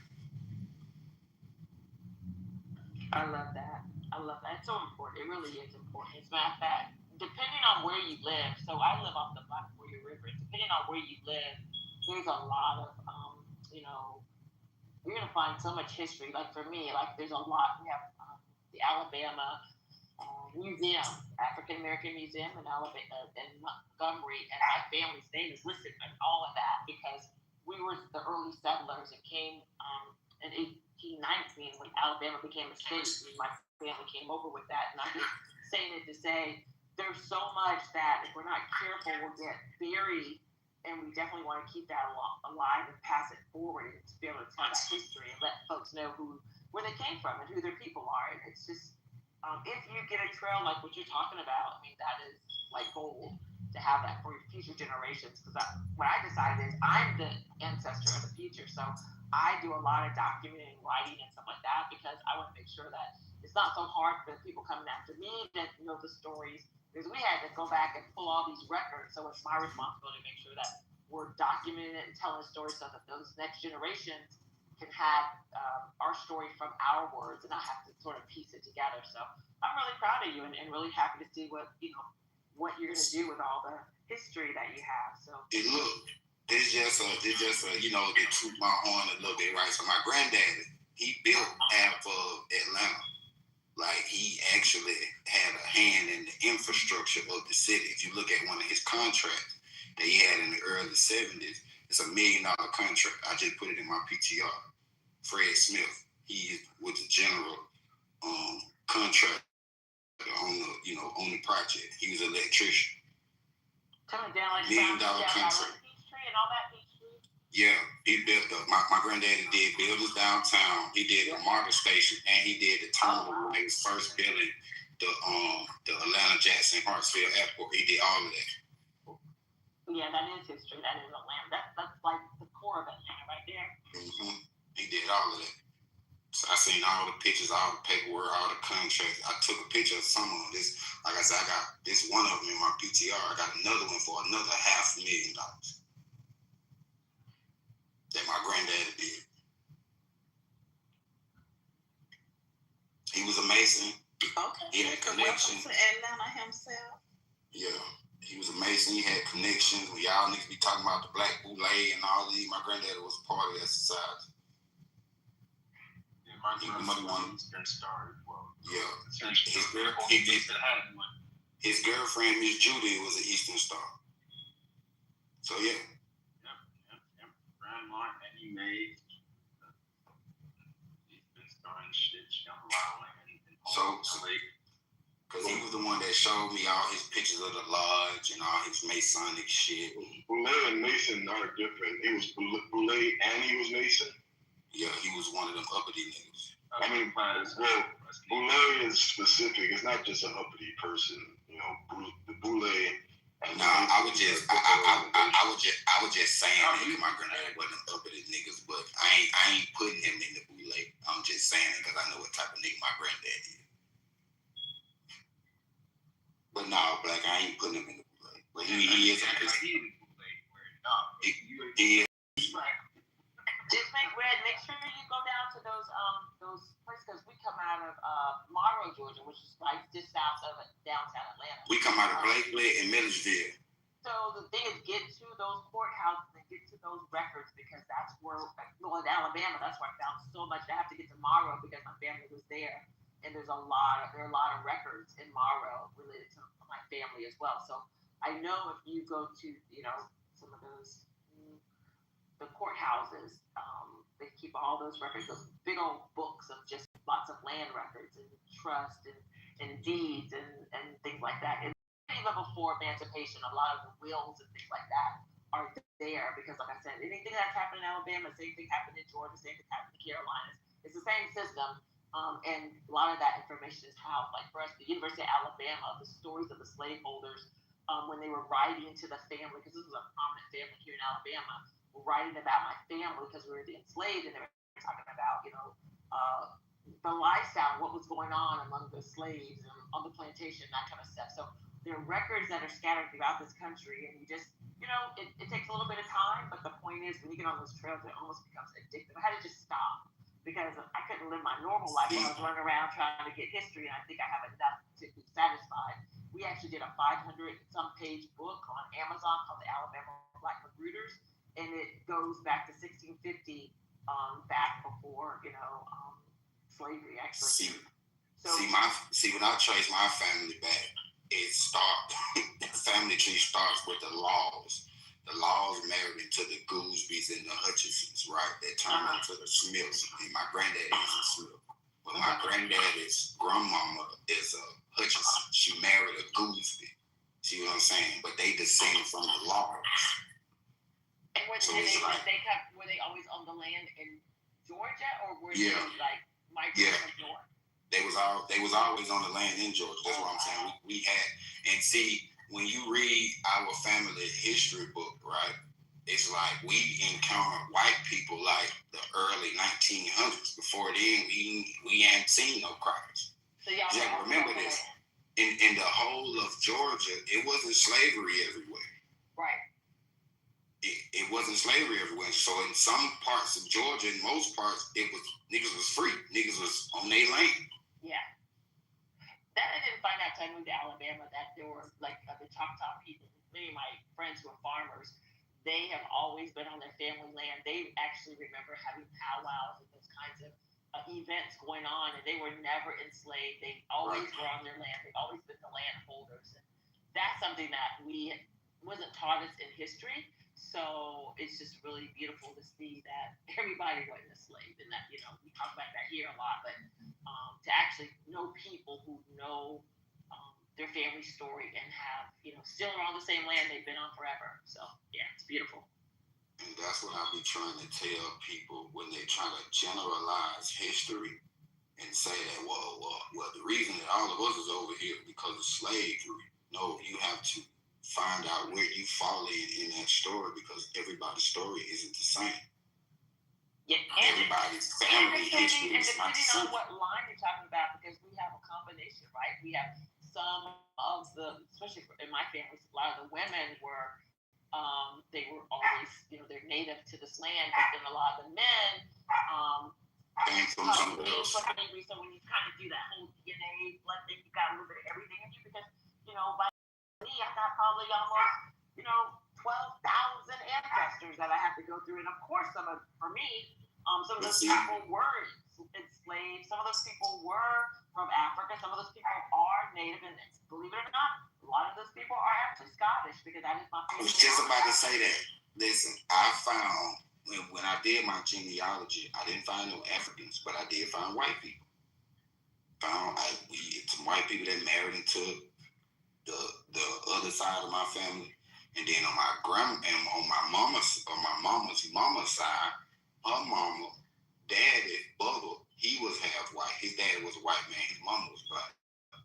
But you find any Negroes? You find any Negroes? What you mean? Like on the census where they label Negroes? Yeah, family. When you got the genealogy. Because my auntie Ann told me that my grandmama mom, which is their grandmama, was an Indian, and her mama was an Indian.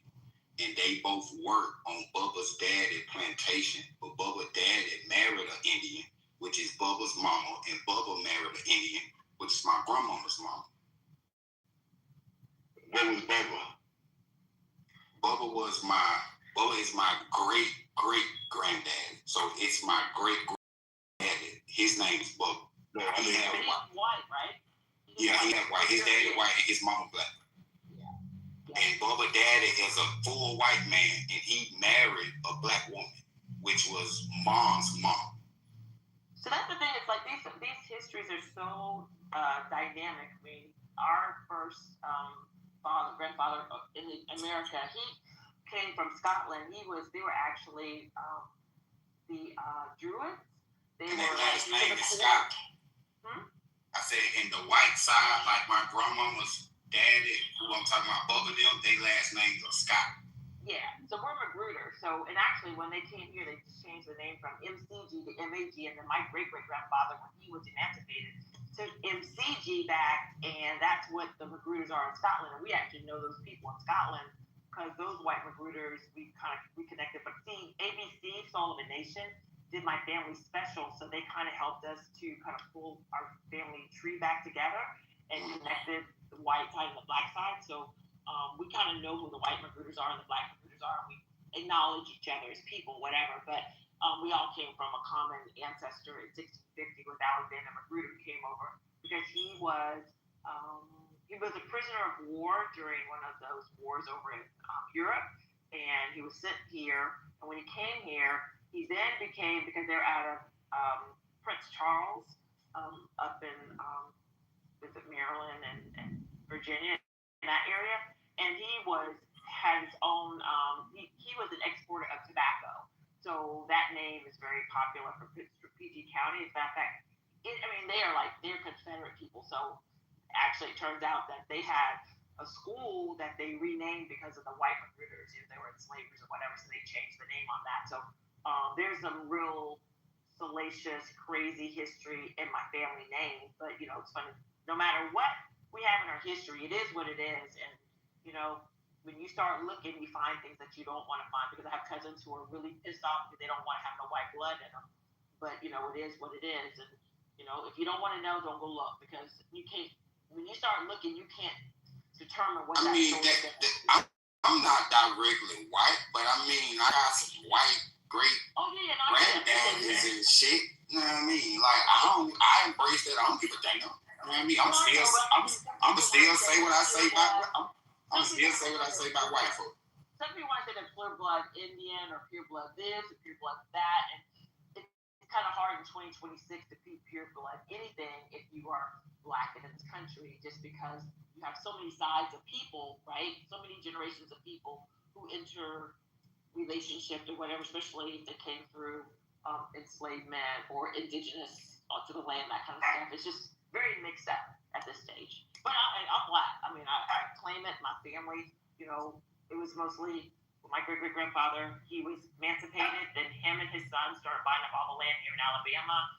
He was one of the first to, mobilize folks for voting, that's kind of records and things like that. So I absolutely am proud of who we were as an enslaved people, and to come through. And for me to own the land, I'm like probably the 7th generation landowner of the same land, and then I'll pass it to my daughter, and they'll stay in the family, whatever. But I take great pride in all of it, and I'm the next generation, so I get to decide what, as an ancestor, what my story is going to be, because I'm writing my own damn story. I don't want nobody to tell my story. I'm telling my own story, and I'll pass it on to those who are coming after me, because I am the next set of ancestors. So we have to think about that. Black, I have a question for you. I'm definitely. So when we talk about our admixture, right? I did happen to do my, Ancestry.com or something like that. And I'm just curious, when we talk about, unless we've done our genealogy, and even then, I don't know, how do we know when it indicates a relation to Europe? Why do we equate that with white? Were there no black Europeans traveling? Yeah. There were, for me, but it's not everybody, and you don't have to, but except I'm just saying this, I actually know the people. I've been traced to know the exact human beings and photos and things like that for me. So I know specifically who Alexander Magruder was and who he is. So I never ever assign anybody else's history to my particular history, and I would hope no one does that. And we don't have a right to tell anybody what their history is, because it is so mixed up. It could be any and everything. I mean, when I pulled the DNA test for me, I have at 10 different places in Africa that is a part of my genetic, all in throughout Central Africa and West Africa and all over. And so it's like, I just took it as another data point. I didn't feel any way, good or bad or otherwise. It's just another piece of information to go. But, like I said. But see, listen, so see, in my case, it's like these white people that came over here, like, we necessarily, because I don't know if the Scots came from Europe or Scotland or Ireland or wherever. I ain't found out what both of them family came from. But see, in my case, it was just white people mixing with the indigenous women of my family. See what I'm saying? It wasn't no, Africans or none of that. It's just, and it's just only in that instance. See what I'm saying? And they were married. They were together. They were in relationships. And this is coming from my aunties and my grandmama and them telling me about their grandmama. See what I'm saying? Which is mom. And they, you get what I'm saying? They great grandmama who they knew. Let me say this. So this is where people are one-sided. I'm just going to give you a point. Because I'm a mathematician, statistician, so I understand binomial equations. For every human being, you have two parents. You might be able to track one. You might be able to track one line, but by the time you get to us, there's so many lines of people who intermarried who you may or may not know, and that kind of gives you a whole array of people that you could be related to. Granddaddy, or you might know one side, but most of us don't know every side and every line.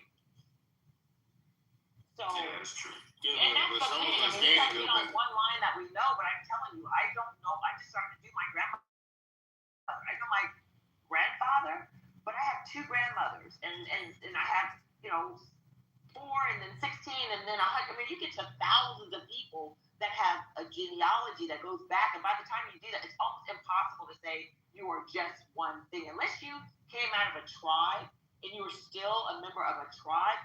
I am statistically confident to say we are not who we think we are. And unless we can get to those genealogies of all those people, we never really know. And that's where the pain comes when you do go down a line and find out, oh, shit. Now I'm coming up to some Europeans or some people from Europe or wherever. And it could be black or otherwise. But it does something to you psychologically and mentally even though you're not hear anything. And to be in this country as melanated people, it's almost impossible to be one thing, and that is a fact. Well, I mean, it only takes like a couple generations to actually be pure, right? So, if you have, can I answer Stephanie's question before you derail what we were talking about? I'm gonna derail. I was gonna move first. Yeah. So, Stephanie, when you do it, I mean, how do you know? You don't know who these people are, especially when you get back into the 1500s. Now, for me personally, some of the people that went before me that did the genealogy, they put the pictures there, but that don't really mean that's who those people are, and that's in my opinion. Now, unless they were somebody that was in history, so like I have some people that fought in that Revolutionary War, so and they had flags and they had all of their documentation and information. So it just really depends on how you look at it, because it's not pictures. And the camera didn't come around until one point in time. And at this moment, I don't trust these motherfuckers no more, y'all. I don't trust them to tell us, to let me know what. I don't trust them to tell us the accurate history of what these people look like. And that's just going, I mean, you see it all. Michelangelo did it. And now that I'm doing this new study that I'm doing, I'm seeing that they've done it in so many instances and with important details with people in history. So that's, so you'll never really know exactly those people's identities just by doing your genealogy, because people whitewash, they cover things up. So you really kind of don't know. No, and I think that was, I'm sorry, and I appreciate that, because outside of like knowing my maternal grandmother or great grandmother's ethnicity and and a little bit about what was told to me.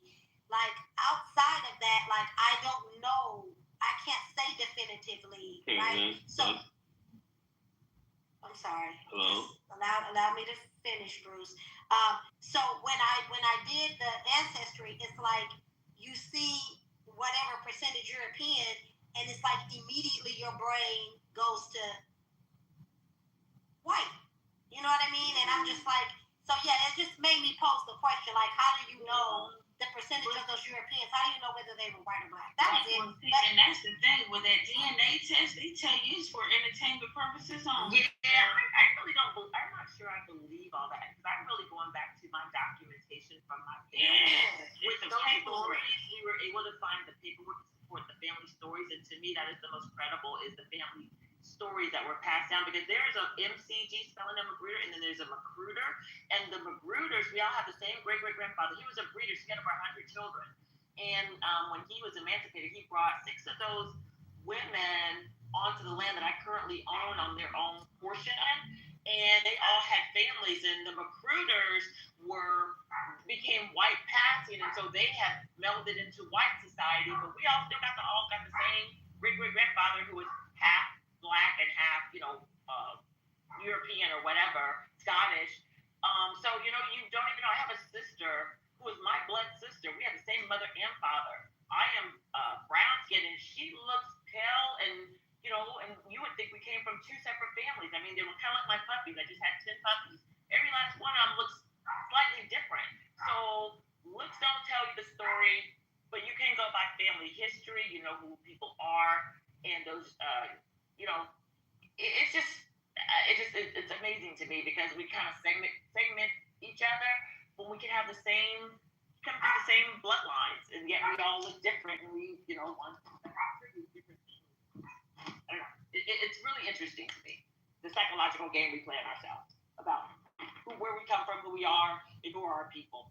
I live on the land, so I know the indigenous people who were on this land. I'm very connected. The things that I do on this land, the way I steward this land, absolutely incorporates the Choctaw, because those are the people who are I live on the Black Warrior River, hence being the Black Warrior Queen, and so I've taken a lot of the indigenous ways and incorporated it in how I steward my land.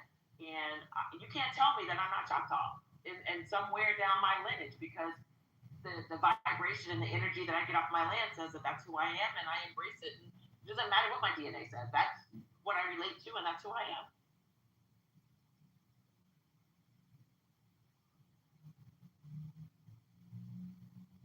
Yeah, much respect to those of you who have that.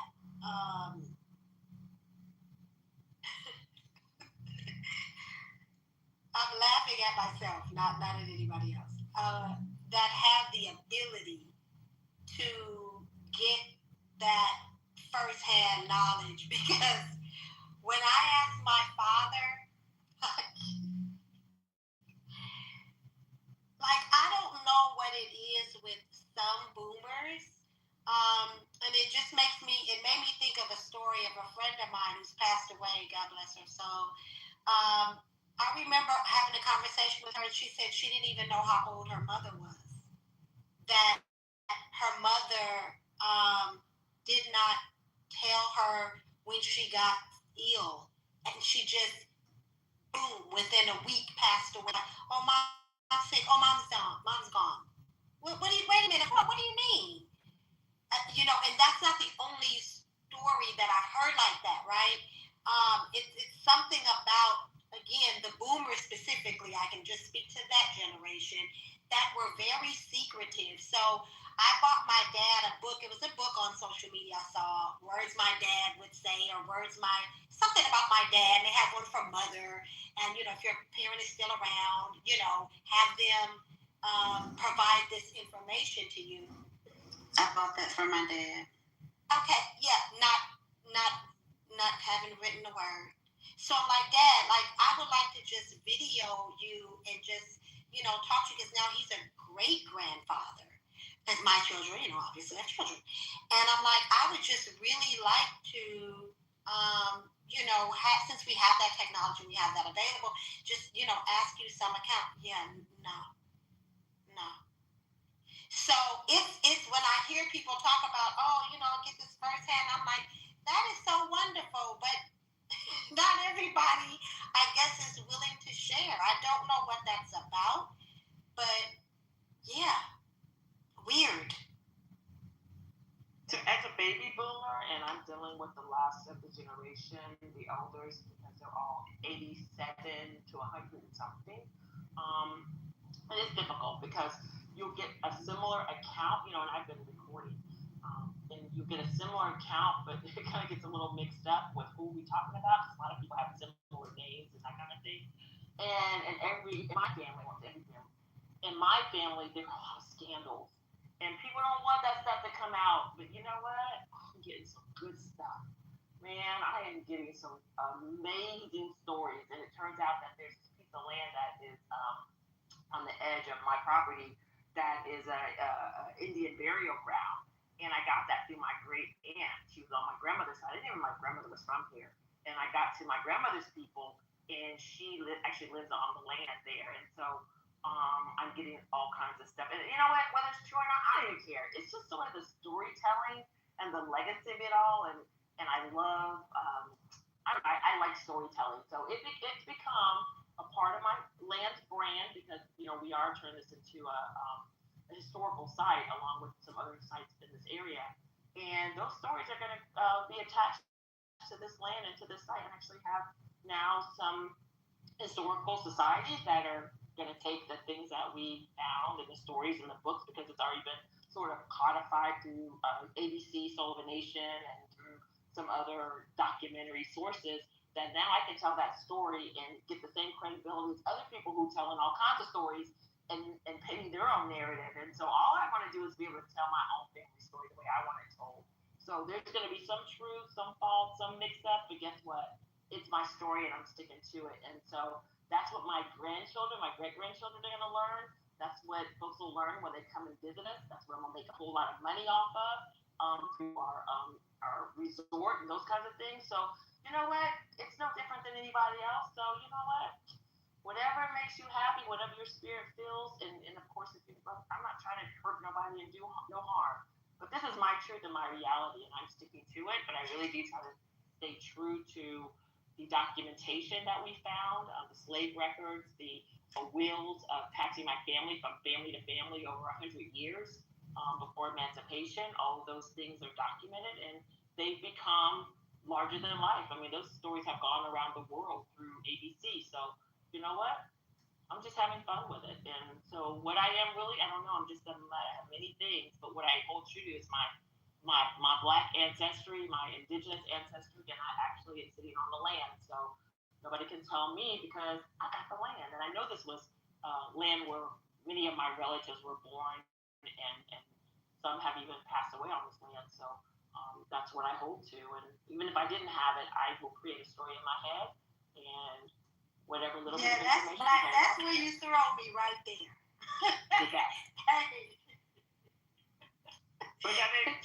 You throw me for a loop when you say whatever story is in your head. Like, there is a such thing as the truth. And I, being a lover of the truth, and God bless you for however you want to tell your story. That is your story. We not kinfolk. So I have no vested interest on how you tell your story. Yeah, here's the thing. Let me preface it with that. But let me say that as a person who is a lover of the truth, this is why I wanted my dad's account. I asked him specifically about, we were having a room, or I was in a room where they were talking about slavery and the history of some people, the lineage in this country, And I'm like, okay, Dad is what, 86? Let me see if his grandmother had shared with him something that her grandmother had shared with her. Let me see if I can get to some account of an account. And I remember him saying, we were focused on living and just trying to live with just, let nobody tell no stories. And I was like, oh wow. Like, Because, and I'll just say this, my motive is for my grandchildren. I can speak to my lived account. I can give them an account of my life and things that I lived through. But I want to go back because I'm seeing the difference. I'm seeing the change in the landscape. I'm seeing the revisionist history in real time take form and take shape.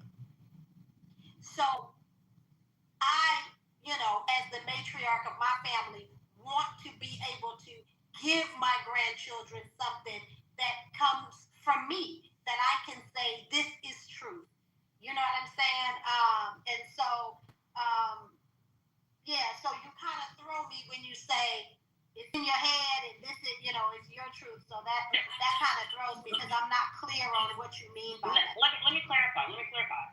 We have a 500-page book, and that book is primarily documents. That documents the stories were told, and I have a cousin who was an attorney at Cornell, very, very brilliant man. I have another cousin who has a degree, and he is a history professor in Ohio, University of Ohio. They collaborated on the documentation they had to help pull this together. We had ABC come in, and we had to show them the documentation for them to do this. If you go on YouTube, there's the Alabama Black Magruder's. All of that is documented truth. But I got an aunt who's still alive, who's like 87 years old, who lives on the edge of my property, and she talks about the money tree and the burial grounds that she swears to as a kid and the stories that she swears to as a kid. Well, I don't know because I'm just taking her story and I recorded it. So that is oral history. My great-grandfather, we find out things, but then we go in the records to find out. You go to the museum or you go to the courthouse and you see his voting, where he was one of the first men to vote, or stories about a cousin who had a standoff with the sheriffs and the KKK who ran my great-grandfather out. There's some truth, and then there's some folklore attached to that. And what I'm saying is, I didn't make any of this up, but whatever stories I've been told, documented, and captured, and because I'm living on the land, I'm kind of living and sitting with this, and it's becoming larger than life, but it's all anchored in some form of truth. But do we get the full story? Nah. But can we kind of make a leap from one place to another to kind of make it make sense? That takes some speculation, and it's not going to be an exact truth. And so I'm not lying about anything. I'm just saying, to get from here to there, this is a story that was told, and this is what was passed forward. Thanks for clarifying, Black. Yeah, it's not my history. It's the history of the ancestors that we're trying to piece together. We had over 1,000 acres, so guess what? They're both, my great-great-grandfather is Charles Magruder Sr., my great-grandfather is Charles Magruder Jr. Who owned the land? Was it Sr. or Jr.? One of them owned the land, but it didn't really matter because both of them are my family, and I now own the land. So those kinds of things, and some of those stories got mixed up. How did we get the land? Did the slave owner, who was a white cousin, help him buy the land, or did he get it on his own? We don't really quite know. So there's like 4 or 5 different assumptions as to how he possibly came by the first acreage of the land. So that's really what I'm talking about. I'm not talking about making up my own stories. I'm saying there's stories that have been passed down that we're passing forward. Some of them kind of don't quite make sense, but there's got to be some truth in there. That's all I would say, really. I'm not going beyond that. I appreciate you for clarifying your point. Yeah, and I didn't know this. Maybe he worked for the land. Like, maybe he actually earned the land. So I know they weren't giving it out. So what happened was, before emancipation, we were passed from, in the 1700s, the slave owner who had impregnated a melanated woman, who was more than likely an indigenous person, when he died, he willed my family to his daughter. And in the will, it said that none of the Magruders, my particular family, could be passed to the men in the family. So when she died, she willed us to her daughter, which was like a great niece or whatever. So you got these enslaved people who show up in the records of the death benefits, because we're on the in the financials, like property.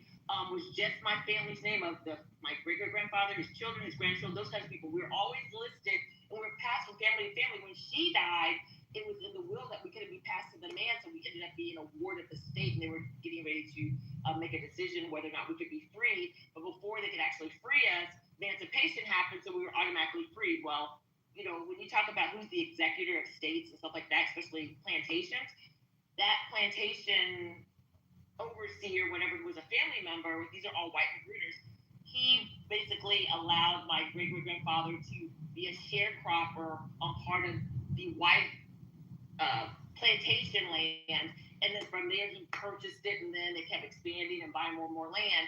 So I have a combination of different kinds of land that was bought and owned, and that's kind of how the story goes. But did he have the money because he did work? And of course they say he was a carpenter and this and that and the other, or did it turn out that that was part of an inheritance that he got when he was freed? We don't really know. You know, the records aren't clear, so those are just the speculations of the possibilities, and they're all in that book. So yeah, there's a lot of unknowns that need to be teased out, but I'm too busy making money and building a legacy for the next generation. I don't have time to go back and do all that. And at this stage, I love the history I found, but I'm busy trying to build my legacy as the ancestor to the future and pass this whole thing forward. So that's about where I land, because I'm a baby boomer. And you know what? The crazy thing about it is, everything you said is correct. Because my family's that way too. I have family in Yamasee, South Carolina, and we have. Can everybody hear me? Yeah. Okay, so like yeah, I have family in Yamasee, South Carolina. We have over 100 acres, and they and it's brought or whatever by Irish people, whatever, that my one of my ancestors, my human ancestor, she dated or married him or whatever, and so the whole thing about it is we have that, but I'm trying to buy land in like Oregon and Oklahoma as my we person as black people land, like that was by Irish people. Is that land that's owned, and so but is strictly like bunch of black people or my ancestors that they got. But I don't know. I half those people I don't know. So it's not, I mean, it is what it is, but 100 acres, and I know my dad, of course. My dad, he has the land. He's dead, so I don't know where the land is going to, and so it is what it is, man. Well, what I would say to you, if your dad is an heir to the land and he passed away, then you are now the heir. So I have 57 heirs that I purchased Magruder Farms, my Black Warrior State from. And that meant my dad had passed away. He had another wife. There's 7 of us children. I don't know if I'm the heir or not. I'll say this, if your father was into the land or your grandfather, the way heirs probably work.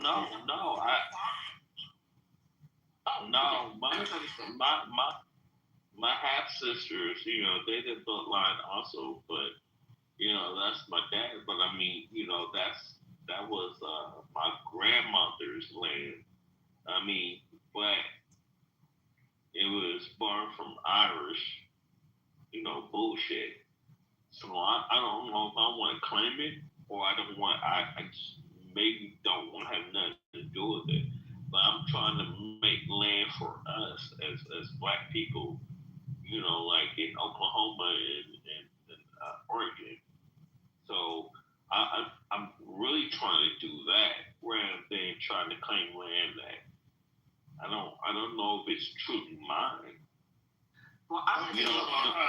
So I'm gonna speak up. So you got one person is making up stories. You got another nigga, and then people in the chat push me tips, right? I wasn't gonna say shit. No. I gotta do it now. No, I'll still fuck that shit. The people in the the chat, they making it seem like I'm pussy. Like, fuck it. You got one motherfucker in there just saying she gonna make up some shit, fill in the blanks. She don't know how they got no in, but it looked like they were into the slavery part. Yeah, no, but it looked like she leaned into the slavery part. I wasn't making it up. I have the deeds and I have the records. Yeah, so cool. I wasn't making it up. But it sounds like when you say you don't know where you got the land from, it sounds like in y'all story, y'all gonna lean into the slavery part, or it was given to them by a white man. Hold on, check it out. But even if, hold on. Twisting up your words. Listen, so now even this nigga said, I got some land that possibly could be mine, but I don't want it. Then immediately after that, he said, but I want to do something for black people with some land. Nigga, you got some, go get it. Nigga, what the fuck is going on, man? Yo, that shit is crazy. Yeah, that nigga Bruce is weird. Like, he just said that he had some land that may be for him, but he don't want it because it probably was given to him by some white guy. Y'all got to fucking write this shit up. So all the land that I have, all the land that I have is in my trust. So I am the rightful owner and heir of 160-year-old land that's been in my family, and it is in my trust, not my heir's property. I am the sole owner of 160 acres of my family land. So I assure you, we have cleared up the paperwork. We went back into the records. We have tracked down where the money came from. No, we don't know, but whose name is on the land, on those deeds. I have the deeds, the old deeds, the historical deeds, the land rights, all of that I have in my estate. So there's no question of that. Oh no, Miss Lady, the only thing that was wrong with your submission was that goddamn story that you said you was about to freestyle. That's what we was talking about in the chat. No, my point was y'all just freestyle this nigga story. Hold on, let me clear. I have elders in my family who are telling their story, and I am recording the story, and there's some contradictions in the telling of this story. It has nothing to do with the land. But how do you know there's a contradiction? Because I've gotten the same similar stories from different people recorded, and they're not coming out to be exactly the same. But do you see how that is crazy? It's not crazy. On your behalf? It's a fact. So all right. So listen, if other people that are older than me have the same account, I'm just trying to make it make sense. I want to talk to because a contradiction would be them not having an account. You just said you don't talk to some of these older people, they got the same account. You just find a contradiction, and probably based on records you found or based on history that you know to be true, which kind of would be crazy because... No, it's the way the story was told. It's the way the story that was passed down was told. In the communication, there's some slight discrepancies in the details of the story, is all I'm saying. These are oral histories that I'm talking about. Yeah, I mean, but that's how my family found land, by a story that everybody thought was far-fetched. And they went to Heflin, Alabama, and actually got their land because they kept hearing from my great uncle Jimmy about this land. And he said that the dude that so-called great, that's what our whole history was on that side of the family was, he great Auntie Louise. And it wasn't true. Him and Auntie Louise were fucking. There were two young kids fucking. Auntie Louise got pregnant and she didn't tell nobody that it was a white boy, right? So now this whole fucking time, people been thinking Uncle Jimmy is fucking retarded. Well, Uncle Jimmy been telling the truth. It didn't make sense because nobody was like, they had those kids when they moved to Florida, but then somebody else that was an elder was like, Uncle Jimmy is biracial. He's not just light skinned. His dad is the guy that owns They actually went and we was able to get some land from that because Uncle Jimmy is, well, not even Uncle Jimmy. Uncle Jimmy's father would be part of our family as well, even though they weren't married or whatever. It's still his dad. So sometimes we get into these stories and we're like, this motherfucker just talking shit. But it's like, no, you need to listen because sometimes the mainstream media will paint a picture to where it sounds like our elders are lying. And that's the reason why they don't like to talk to us. Because we are looking at them and scrutinizing them when we don't scrutinize history. We don't even scrutinize history that much to even be scrutinizing our elders. Our elders been telling us for years that we've been Native Americans, or for lack of a better word, they were saying Indian, right? We've been laughing at them for years. Now, everything that they're saying is coming true. And it's like, wait, we still want to scrutinize these people? Maybe we should just go like kids and just soak up whatever they got to say. And I want to say this to you, Pedro. That was my point because I have a cousin who passed away who's on one side of the land. he tells a slightly different account from my aunt on my he's on my grandfather's side. My grandmother's side is on similar land. She tells a similar story, and the details are slightly different. So I'm not talking about who owned land. I'm just talking about stories about things that kind of happened in the family. These are not documented asset generating anything. That's all documented and settled. I'm talking about family stories and legends and things about people in my family and who got along with who and who was fucking who. All of those kinds of things are the stories that I have been recording that are the accounts of the elders. That's all I'm talking about. Anything that was official, oh no. If it deals with, I'm a CFO, if it deals with money, land, assets, anything to do with generational wealth, we have all the documentation, and I have secured that because I purchased it. It isn't heirs' property. This land I purchased from my heirs because all they wanted was the money because they didn't live in Alabama, neither did I. I happened to come here, say, instead of y'all selling it out to somebody else, why can't I buy it? They sold it to me. I gave them their portion out of it, and it's in my estate. So we're not talking about anything that serious. I'm just talking about family folklore and stories and things like that. I want to document those because those have people's names attached to it. It has my great aunt, my great uncle, my cousin, my daddy's cousin. And so I just wanted to make sure that I kind of could pass those stories forward because they're kind of like folklore. And yeah, is there some truth? There is some truth to it. Is there some stuff that probably revisionist history? Yeah, probably so. But is it? No. It's kind of nice to hear the voices of the elders. And that's all I'm talking about. So please don't get it twisted. This 160 acres that I'm on went from deed to deed to deed, and my family and I am the current executor of the estate. So please don't get it twisted in my conversation. I wasn't talking about anything serious. I was just talking about stories and sort of the humor of family dynamics. And yes, there's always something. But it's still kind of crazy not to have it. All right, so in my family, what we do is, and we argue about this all the time, so I feel like I'm just sharing with family, right? So when they try to say, well, nah, that's not the true story, like we have like family reunions every year, and then, you know, we write down things. Some people go back through history, the oldest person in the family talks, and then sometimes you get some person like, oh, well, that was just their account. It's like, no, nigga, I don't give a damn when they said they seen a purple giraffe. Write down they seen a purple giraffe. We don't know the significance of it. It could just be bullshit right now, but let's say 20 years from now, somebody else doing our history finds out that Uncle Willie Mae fucking said that he seen a purple giraffe, and then we find out in goddamn 2038 that there was a purple giraffe actually at the goddamn county fair. See what I'm saying? So it's like, sometimes I like to write it all down. I take the minutes for their word until I can prove it different. I was saying, you were saying the exact same thing I am saying. I said it in my words, you said in your words, but that's exactly my point. I'm not trying to reconcile these stories. I am writing them as I am getting them and recording them as I'm receiving them. I'm just kind of saying, me listening to two accounts, one man dead, one woman alive, and probably on her last days, when I listen to their stories, they're not exactly the same. But guess what? They each get credit for the story they told. So we're not saying anything different. And while you may not like the way I talk and how colorful I am, I love who I am and how colorful I am with my family history. And it works for me. And the way you do it, I love to hear you talk because I'm from Florida too. And a lot of stuff you talk about, I can relate. I'm from Tampa. That's my mom's side of the family. Bartow, Florida, Mulberry, Polk County. So I have a great appreciation. This is the biggest point I ever want to say on this stage. I don't talk a lot.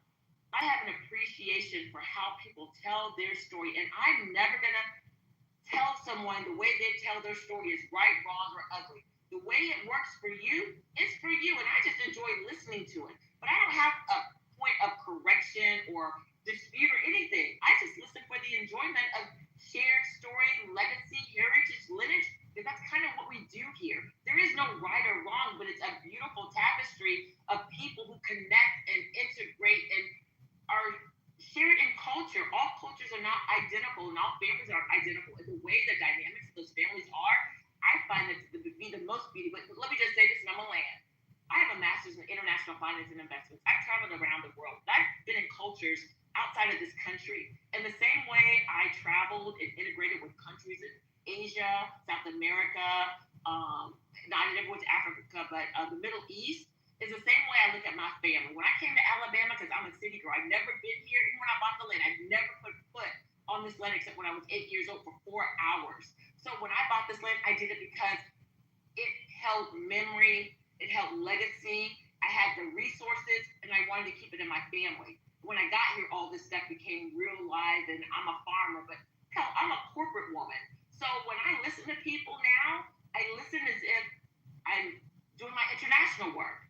I'm gonna jump in, I'm going to listen, I'm going to appreciate, and it's all different. But guess what? Nothing is more valuable or important than somebody else's. So someone told me they had a purple giraffe walking through their living room. Okay, I may not exactly believe it, but I'm going to listen to the story. It's probably going to be pretty damn interesting and pretty fun. yeah. Give me right. Yeah, tell me to shut the fuck up. Hey, are you kin to any of the Streeters from Polk County? No, but the Millers. Okay, I was trying to see you later. The Streeters. I have a friend. He's from Polk County. He's relatives with Seven Streeter and Mark Steinmeier. They're like first cousins. They're from that way. Do you know Charles? Did you know Cole? His last name was Cole. He was the mayor of Eatonville. He passed away here a few months ago. Yeah. So I came down there for that funeral because Alex is his son, and so I came to support him and a couple of folks who are farmers down there.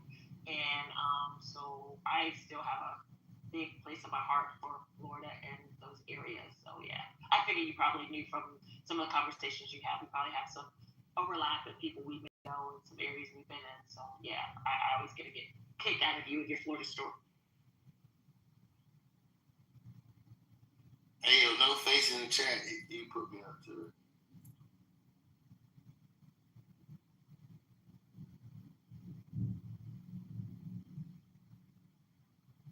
All right, y'all, carry on. I'm done for the night. I'm just going to get back to my little spot of just listening and hanging out. Hey, no face, where you from, bro?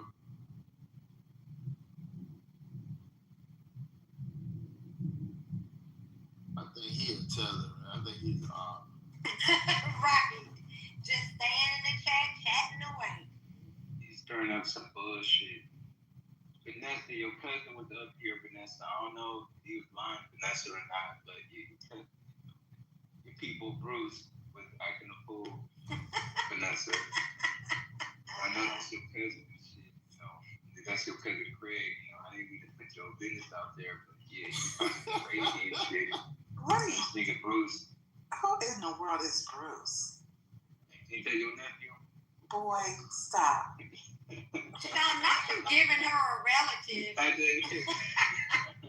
I got a question, Sean, when y'all finish. Oh my Yeah, God. but I hope all is good. I am well. Thanks for asking or checking. But who's Bruce? Bruce, he be like coming in the room and everything.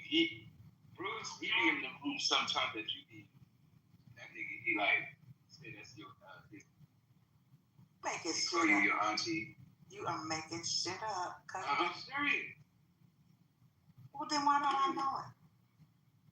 Well, maybe you don't be on the app around, You know I live on this app. You being one. Not I live on the app. I'm addicted. I admit my flaws. I'm addicted. Well, you know what I say. Yeah, this shit getting reversed.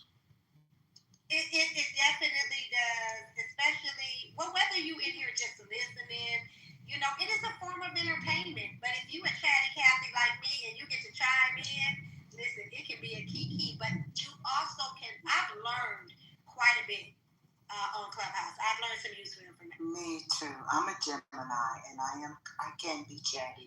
We Gemini. I'm a Taurus. Me too, I'm a Gemini. What's your birthday? Oh, Gemini and Taurus gang. Sean, what are you?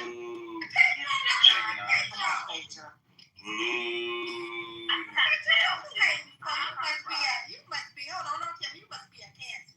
No, what? Wait, hold on. There is the king of the jungle in every aspect. Yeah, I knew you was You guys, no. I'm wait.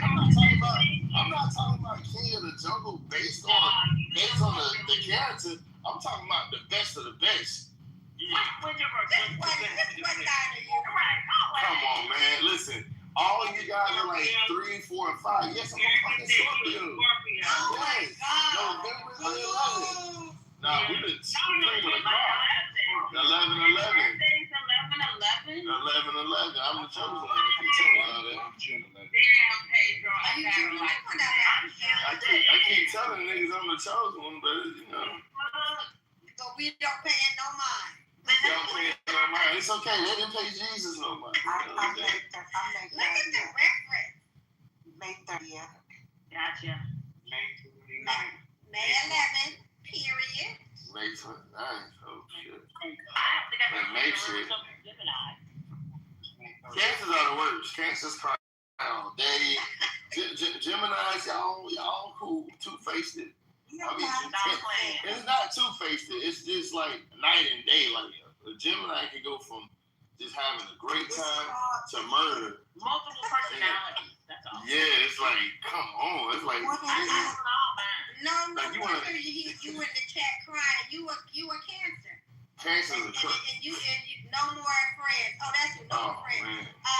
You ain't coming on stage to defend yourself, so I'm gonna get in your, you know what I mean? Pause. But yeah, Cancers cry a lot. They like Terrible. they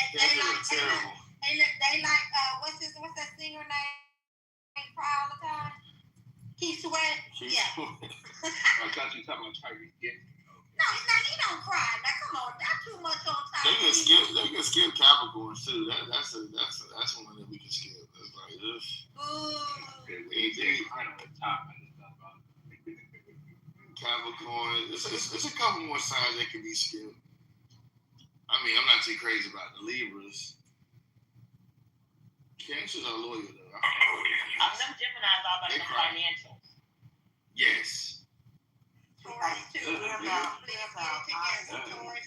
We're about truth. We're fair. We like fair. We like justice. Who, Gemini?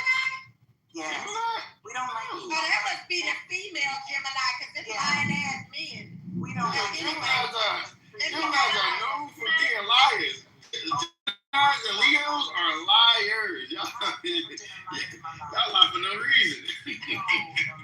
Y'all freestyle shit. You gotta understand, people are also products of their environment. And I don't like a liar. If I even have an inkling, you're lying, The queen. I'm gonna cut you off. I see you over left. Yeah, I see you over left. So if you Y'all lie, really you need die. to study, if you lie to me, it's a wrap. Geminis are dangerous. Just because the ability to talk cool to you and then murder you. I didn't see it coming. I didn't see this coming. Like, how do we end up here? How am I dead? Like, what happened? Yeah, you could have talked to me first and told me that you wanted to kill me. That's why you're Black Warrior Queen, because I assure you, I am cool until I'm cool no more. The Geminis are like that, bro. They can switch. Exactly. Cool until I'm cool no more. That's me. That's the Taurus for sure. Shut the hell up, bro. I shoot the kid. He said, yeah, I'm gonna smile in your face. You a Gemini too? Yeah, listen, he's another perfect example.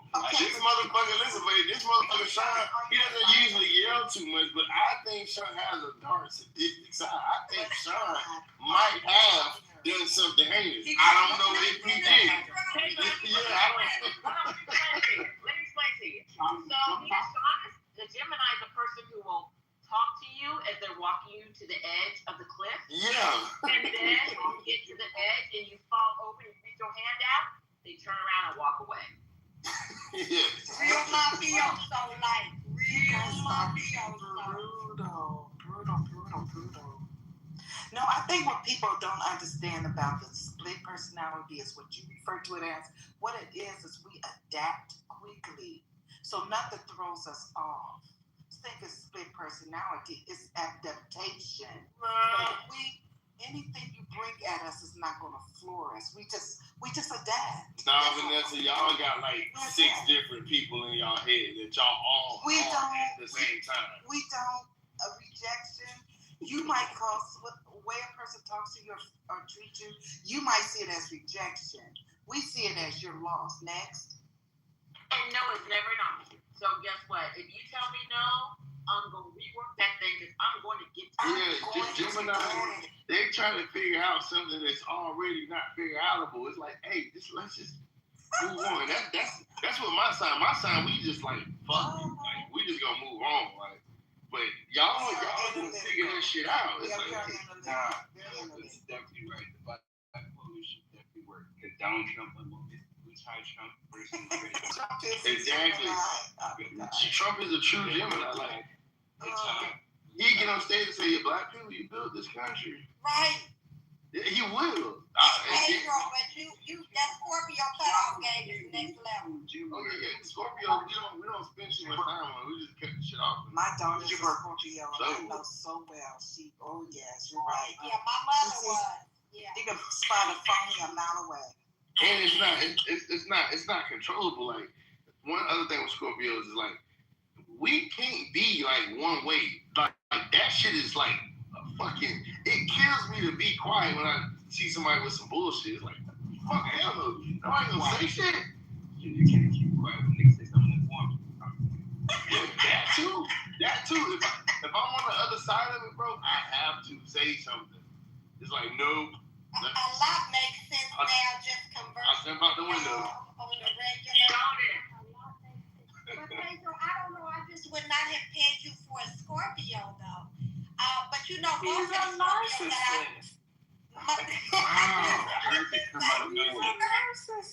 Hey, what the fuck is Erica? Erica gotta be a Cancer. Let me see. I don't know. My Aries. Erica. Aries? Oh, my dad's an Aries. Okay. I love Aries. Aries women like in the I do too. Aries in the building. What y'all say? What happened? Okay, thank you. Aries and Jim, what is Aries like in the bedroom? I want to take a Gemini to ask a question. Erica, of course. Car for the course. A male Gemini. Straight D. Right. My bad. Male Gemini.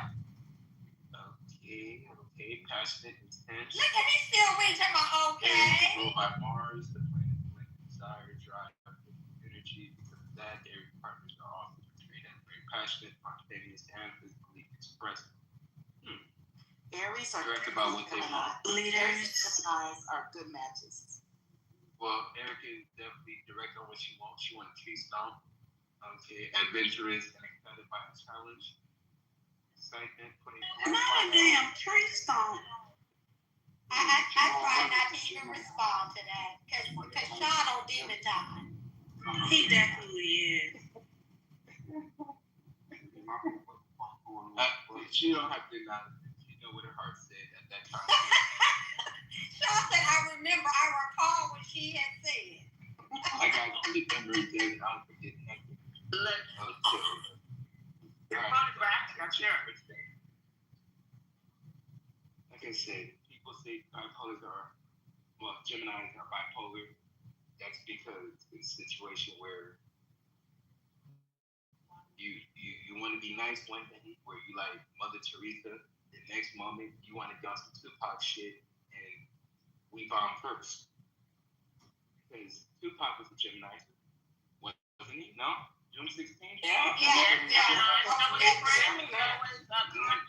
So is Einstein. Yeah, So is Tupac, Kanye, fucking Donald Trump. Yes, that's not a good list. No, but it's all the crazy people. It's the crazy. You can It's call the it crazy crazy. of the You can call crazy. it genius. You can use whatever words you Listen. want. I'm just saying, Tupac, Kanye, and Donald Trump in the same sentence. That's a recipe for You just got cancers. And Vanessa. July. And Victoria. And Sean. Come on. And Sean. Yep, Sean. I love Sean. So yeah. Yeah, one day Sean goes to be the crazy ass thing. You're like, damn, I remember this thing on Clubhouse. What happened to that guy? Pedro, real quick, I'm about to throw this conversation left because I want to know what's going on for real. Are you in Jacksonville with some car washes that you own? Because that's what was said last night. No, I don't stay in Jacksonville. I'm working in Jacksonville at the stadium. But I don't own it right now. Damn, Me and my dad have a car wash company, but it's more like a pressure washing business now. But we still wash cars sometimes. But that's based in South Florida. It's on my Instagram. So. My nigga, you making that money. I like that. Oh, okay. So y'all had a chain of them. They's about to come to Chicago. Where are they about to go? Like a resort? In South Florida, my dad did, but not in North Florida. Jacksonville is 3 to 4 hours north. The car wash. He said, yeah, he was supervised at the car wash. No, it's not a fixed place. It's just we got multiple vans, like a little small sprinter van, like the NV20 Nissans. How long have you been working like that?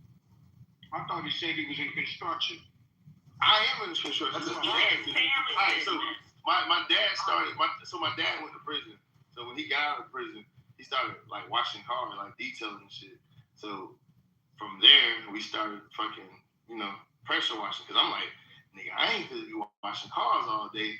When I see these motherfucking white boys on YouTube making money by the square foot pressure washing. So then got my first contract doing pressure washing. And my dad like, nigga, they could have paid us what? And so then he was almost done paying for the cars too. Like pressure washing, if you got a son or somebody in your family that may have a record, if they not good driving trucks, get them a pressure washer.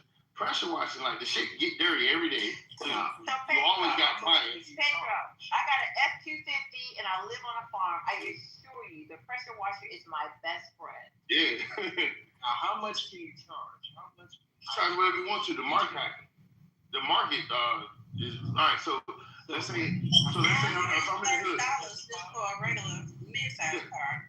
Oh shit! All right, so far, if you're talking cars in South Florida, that is like $150 for a detail. $150. I can do base, and that's for regular people. $150. That's in Alabama. Trucks, $1,200 a day on 8 trucks. And it depends on the customer as well.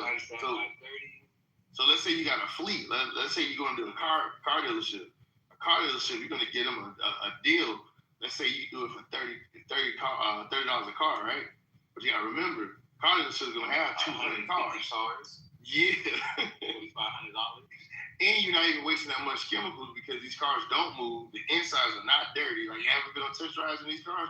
The cars aren't filthy. You probably got a little dust on the floorboard. That's enough. How many times will these people be called? $4,500. Probably twice a month. Probably twice a month on the dealership. That means each dealership that we do is $9,000. Yeah, that's not even the sweetest lick. The sweetest lick is the pressure washing. The sweetest lick is the pressure washing. Now pressure washing, they have some shit. My homeboy put me on this with the trash valet. So in nice communities, apartments or some shit, or HOAs, they have what they call trash valets, where motherfuckers come up to your door and you just put the trash outside, maybe a little can. They might have like a little makeshift mailbox or a little fake plant, but they put the trash inside of it. I don't know if anybody knows what I'm talking about. You ever had like a trash valet in the neighborhood? Sometimes like there's a box outside your door. Shit like that. Yeah. So in South Florida, yeah. You can also do it for packages. Yeah. Okay. Yeah. Same thing. So some people have it for packages in the community, but some communities they have fucking LA, right? So these motherfuckers pay somebody else that's not from the community come in and fucking take the trash from their door to their truck and just go throw it away at the dump that's in the community, which is fucking insane to me. But people do waste money. So, but watch this. This is the crazy part. Pressure washing for my sidewalk. But watch this. Those cans all have to be cleaned though, right? So now each customer is spending like maybe $20. They're paying the community like $20 a month. The HOA $20 extra a month, or $10 extra a month. But as a pressure washer, you can come in and charge fucking $5 a can, and this is like bullshit. You're basically coming through spraying this motherfucker. You might have 50 to 100 just in that community, and this shit takes you about 2 seconds. Pull up with your truck, spray the bit, keep moving. It's like easy, simple shit. Pressure washer is a cheap code. Pedro, help me out. How can I get like 10x times and like make $100,000 a month? You don't even need 10 ex-cons. I'd probably say start out with five of them, or just 5 motherfucking young people. 5 ex-cons from Child Court. Okay, I'll just go to the local Child Court and get some ex-cons. You can go to the local workforce as well, because when you boys, they already have the bond insurance. I'm gonna do it like I do. I'm also do the message. Hey, Rambo, Johnson. I like using like younger kids though, like the teenagers, right? On this spot.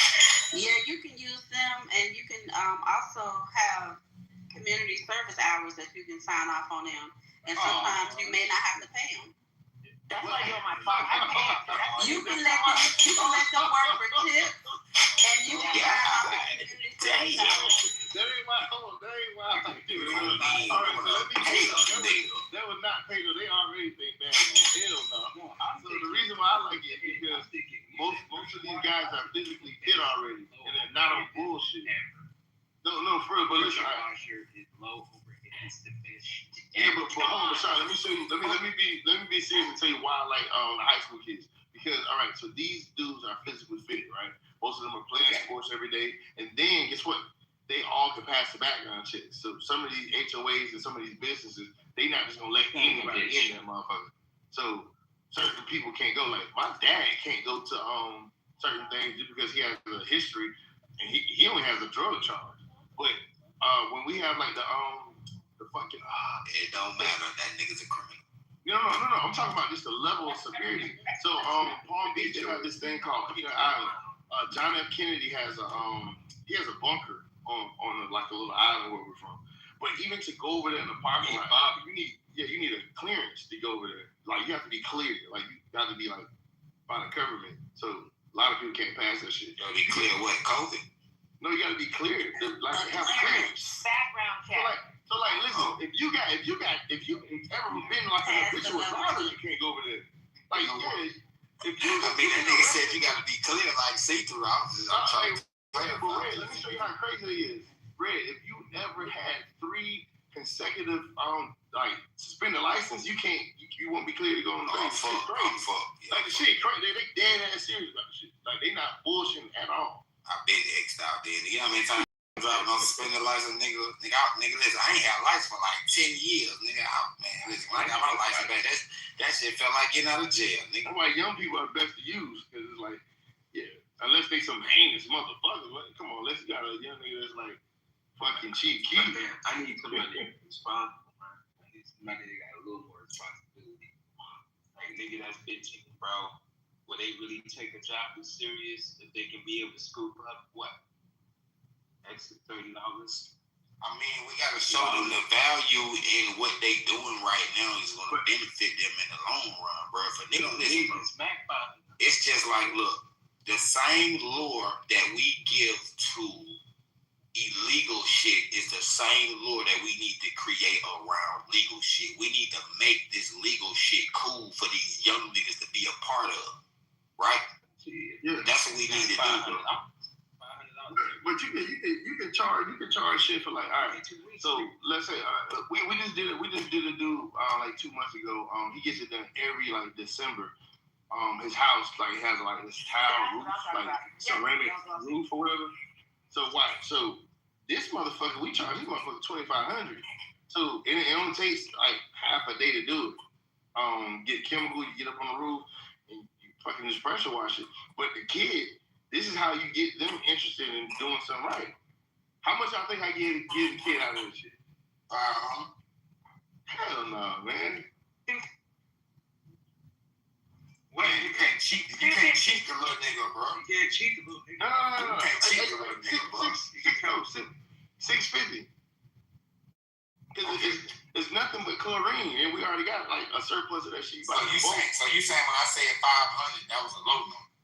Yeah, it's low, but it ain't too low. You weren't too far off. But what I'm saying is, you're gonna keep them interested. So a kid in a day, and come on, he made $600. It's like, damn, I'm ready to go back to work. Hey, when's the next one? So now, guess what he doing? Hold on, so guess what he doing now? Now he doesn't even want to do the day-to-day, the traffic. Like, this is how you see who wants to move up, right? So this is a special kid. This is the one that's already been working, coming on time, showing up. So now, guess what he gonna do? shit, hey yo, it's one of those roofs in my neighborhood. So it's like kind of like a word of mouth. Now he going to find another job. See what I'm saying? He immediately going to find how I can do this again. That's what I'm saying. Yeah, that power line is a game changer right there. We gotta make this legal money cool for these young niggas that want to go. It's like a trap. That's how we gotta make it seem, bro. No, not a week, for the day. So this was a weekend. This was a weekend job. He did it with my dad. How much shit did you knock it out? It's just a roof. All right, so the reason why they getting $2,500 for this roof. It's a scale picture. You gotta look at me. I'm thinking of the system. How can I be able to make it contract? Ended, bitch. The only way you're gonna be able to do it is with contracts, like police departments, fire, anybody has a large school. A large fleet, yeah. Anybody has a large fleet, school buses, parks, anything that has high volume. So hitting like the concrete at a fucking park, dog. If you can get the city to give you that contract, most of the cities have fucking pressure washing people in the establishment already. But if you can find somebody that doesn't, you can make it. Apartment complexes go too, but the city is really where, bro. If y'all can find somebody that doesn't like a little small community that don't have it, like don't have their own like big city worker pressure washing being bro, something like that. Dog, I'm telling you, bro, this is bad. But we have pressure washing business and traffic. We had this one for this little municipality right outside of Jupiter, Florida, bro. We was getting hand over fist for that motherfucker. But then they, caught on and they hired people for their city to do it. By the hour, right? Public, right? Public, what you mean? Trash. Nah, we got waste management and we got waste management and another, I forget the other niggas we got down here. Nah, we ain't got Republic. Yeah, we got waste management. The largest, like Republic is like the largest motherfucker East Coast block. And they actually got waste management. They company grew 150% in the past 2 years. And you can get those contracts, right? Like, they're not just up to Waste Management and Republic or whoever the company is. Like, anybody can put those bids in. You just got a truck. You got a couple trucks, and you can bid for a route.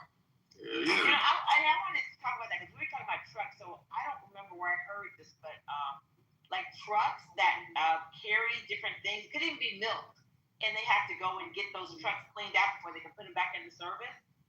You literally could clean those trucks out with, just like wash them out, and that's a whole business with it. So too, because all those trucks have to be cleaned before they can go back into service. Yeah, the semis. Buses, trains.